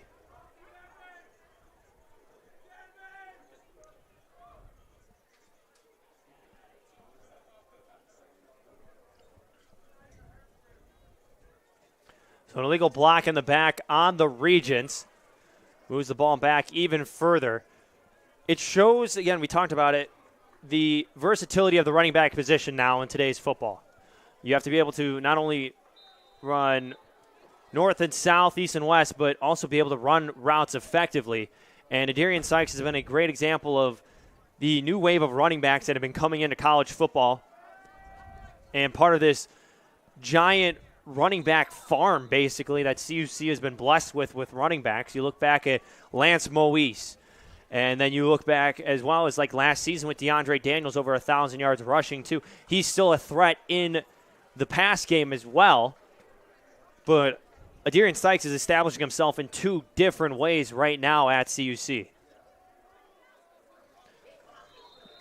The 1st and 10 pass was dropped by number 2, Joey Owens. Well, going back to Sykes, I mean, just having a playmaker at that caliber who can do pretty much everything. There's not many elements to his day. There's not many elements to his game that, like, you know, you look at it and you say, all right, maybe he needs to improve on this, but he's just such a well-rounded player. He can run, he can catch, he can, you know, juke, we even saw him break out a stiff arm earlier. He's just doing everything right to get on the coach's good side, and if he keeps this up, he's just going to get it more and more usage as the season goes on. Joey Owens able to pick up some yards on 2nd and 10, makes it 3rd and 7. He now motions to the other side of the line of scrimmage. 2:34 remaining in the game. CUC up 37-13. Pass is through the hands of number 15, Antonio Thomas. Offense has to stay out there for Rockford. 4th and 7. But instead, they will send the punt team out.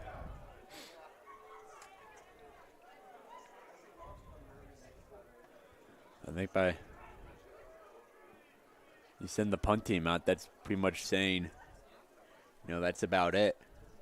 You know, even if it's 4th and long, you think you have any shot at this game, you go for it. But you send the punt team out, less than 2.5 minutes to go, you're out of timeouts, you're down by 24. You know, you never want to say a team's throwing in the towel exactly, but this is about as close as it gets, I think. Good punt from Finnestead. Takes a couple rolls and then goes out of bounds at the 43, or should I say the 37-yard line. Cougars will take over, 2:21 remaining in the game. And let's just revisit the defense real quick again, Peter. 4 interceptions, a fumble recovery, and then also, a defensive point after attempt. Successful. Turned by Charles Kirtley. You also had 2 pick sixes as well, Trayvon Thomas and Brandon Montford. So right now for the Cougars, defense is the strong suit. We talked about that in the pregame show. But that sends a message to the other teams in the conference about what this team can do as the pass is completed to the wide receiver Dalton Bowler for a pickup of 5. This could, you know, CUC could be seen as one of those teams that you just don't want to play. Yeah, maybe they don't have, you know, one of the better win-loss records in the conference right now, but this defense is so tough. They're so physical. They make life frustrating for just about any offense that rolls into town. If this offense can find a way to support the defense even a little bit like they have today, even though defense has done most of the heavy lifting, if the offense can just add a little bit here and there, CUC's going to be a really, really tough team to play the rest of this season and then throughout the continuation of Coach Lambert's tenure here at CUC. In at quarterback for the Cougars is number 2, Finn Allers. Handed the ball off to Blake Henson, who has a touchdown in today's game. First down picked up by the Cougars. Well, and Carter, I mentioned the offense being able to support the defense every once in a while is going to go a long way. And should mention today, first game CUC's had this year over 200 total yards of offense. So they get more consistent efforts like this. The defense keeps playing out of their mind. They might be able to pick up another win or two as the season goes on here. Henson stiff-armed, gets to the numbers outside and pushed out around the 35-yard line. Took a step out a couple yards beforehand, but still a good pickup for Blake Henson. Well, Henson getting a couple looks today. Got that first offensive touchdown for the Cougars today on the pass from Prattley, and now getting a little bit of time here as the clock's now under 1 minute officially. So Coach Lambert seeing who he's got on his bench, seeing what, you know, little tools he could use throughout the rest of the season. They go to Henson for a third time. Tries to get outside, but is pulled down by Curtis Hosea. Cougars 8-5 all time against the Regents. They're 6-4 in their last 10. They're on their way to making that 7-3 in the last 10. They will now improve to 6-1 at home against the Regents all time.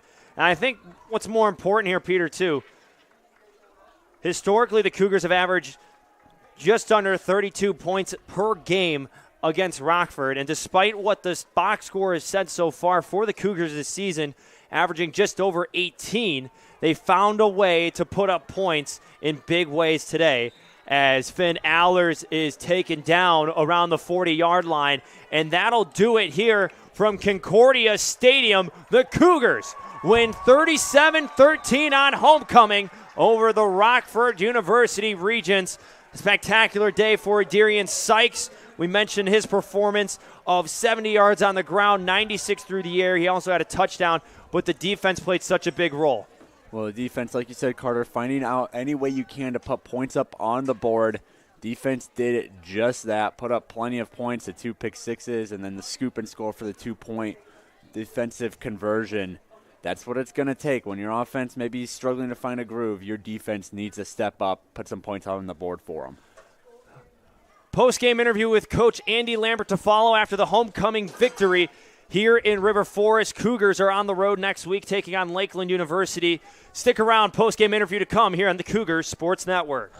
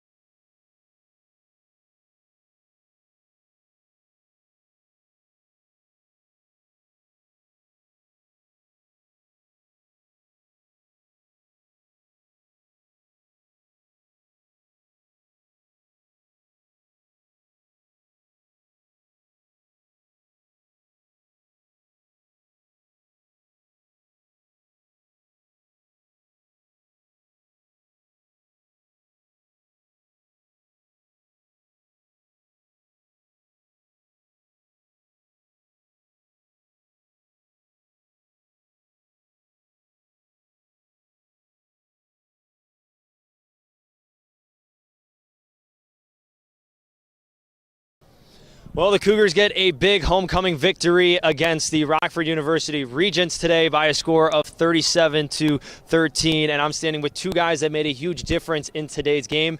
We'll first start off with the running back, Adirian Sykes. Adirian, you had a very impressive game. You had 90 yards receiving. You also had 76 on the ground. You had that 47-yard touchdown reception as well, the last score of the game for CUC. What was different about today's game than other games in the past where, you ran for 106 against Concordia, Wisconsin? I just want to say that the O-line had a good push, and so we all came in this game with high hopes of winning, and so we just made the best of it. Now I'm going to turn it over to the big man, Trayvon Thomas. You've been making plays all year for the defense. You lead the team in tackles, but today you showed off the interception and pick six skills. Your defense came up with a huge amount of turnovers today. You had 4 interceptions. You also had the defensive point after attempt, and you had the fumble recovery too. What has been the mindset for this defense that has made it so tough for opponents to try to drive down on you guys this season? We really just do what our Coach Lamont Butler. Give a lot of thanks to him. He puts us in the right positions to get the job done. So we just do what we do. Well, now you guys celebrated a big-time homecoming win. Both of you, I'll ask you this. I'll start with you, Adirian. Win on homecoming, what does it mean to you, especially as a freshman coming in here? This is the first time you're going to be having your homecoming game, and it's a big message here today, 37-13 against the Regents. I just want to say it feels good coming in as a freshman, starting at running back, just doing what Coach always teaches me to do. I just keep moving. Trayvon, how about you? What was How was homecoming, man? You went on homecoming, big-time win against Rockford. It feels good. I ain't gonna lie. It feels good. It's been a minute since we won, so it feels good to finally get one in the W column. Well, Cougars pick up a huge win against the Rockford Regents today on homecoming. What a way to cap off the week, but there's still more action tomorrow with men's soccer. That coverage will be at CUCougars.com. I want to thank Adirian and Trayvon for joining me in the postgame show. Hey, Cougars are back in action next week on the road at Lakeland University. Go Cougars. We'll see you next week. Go Cougars! Thank you so much for tuning in to today's Concordia University Chicago Cougars Athletics broadcast. We hope to see you on campus very soon. If you would like to learn more about what Concordia Chicago has to offer, go to cuchicago.edu.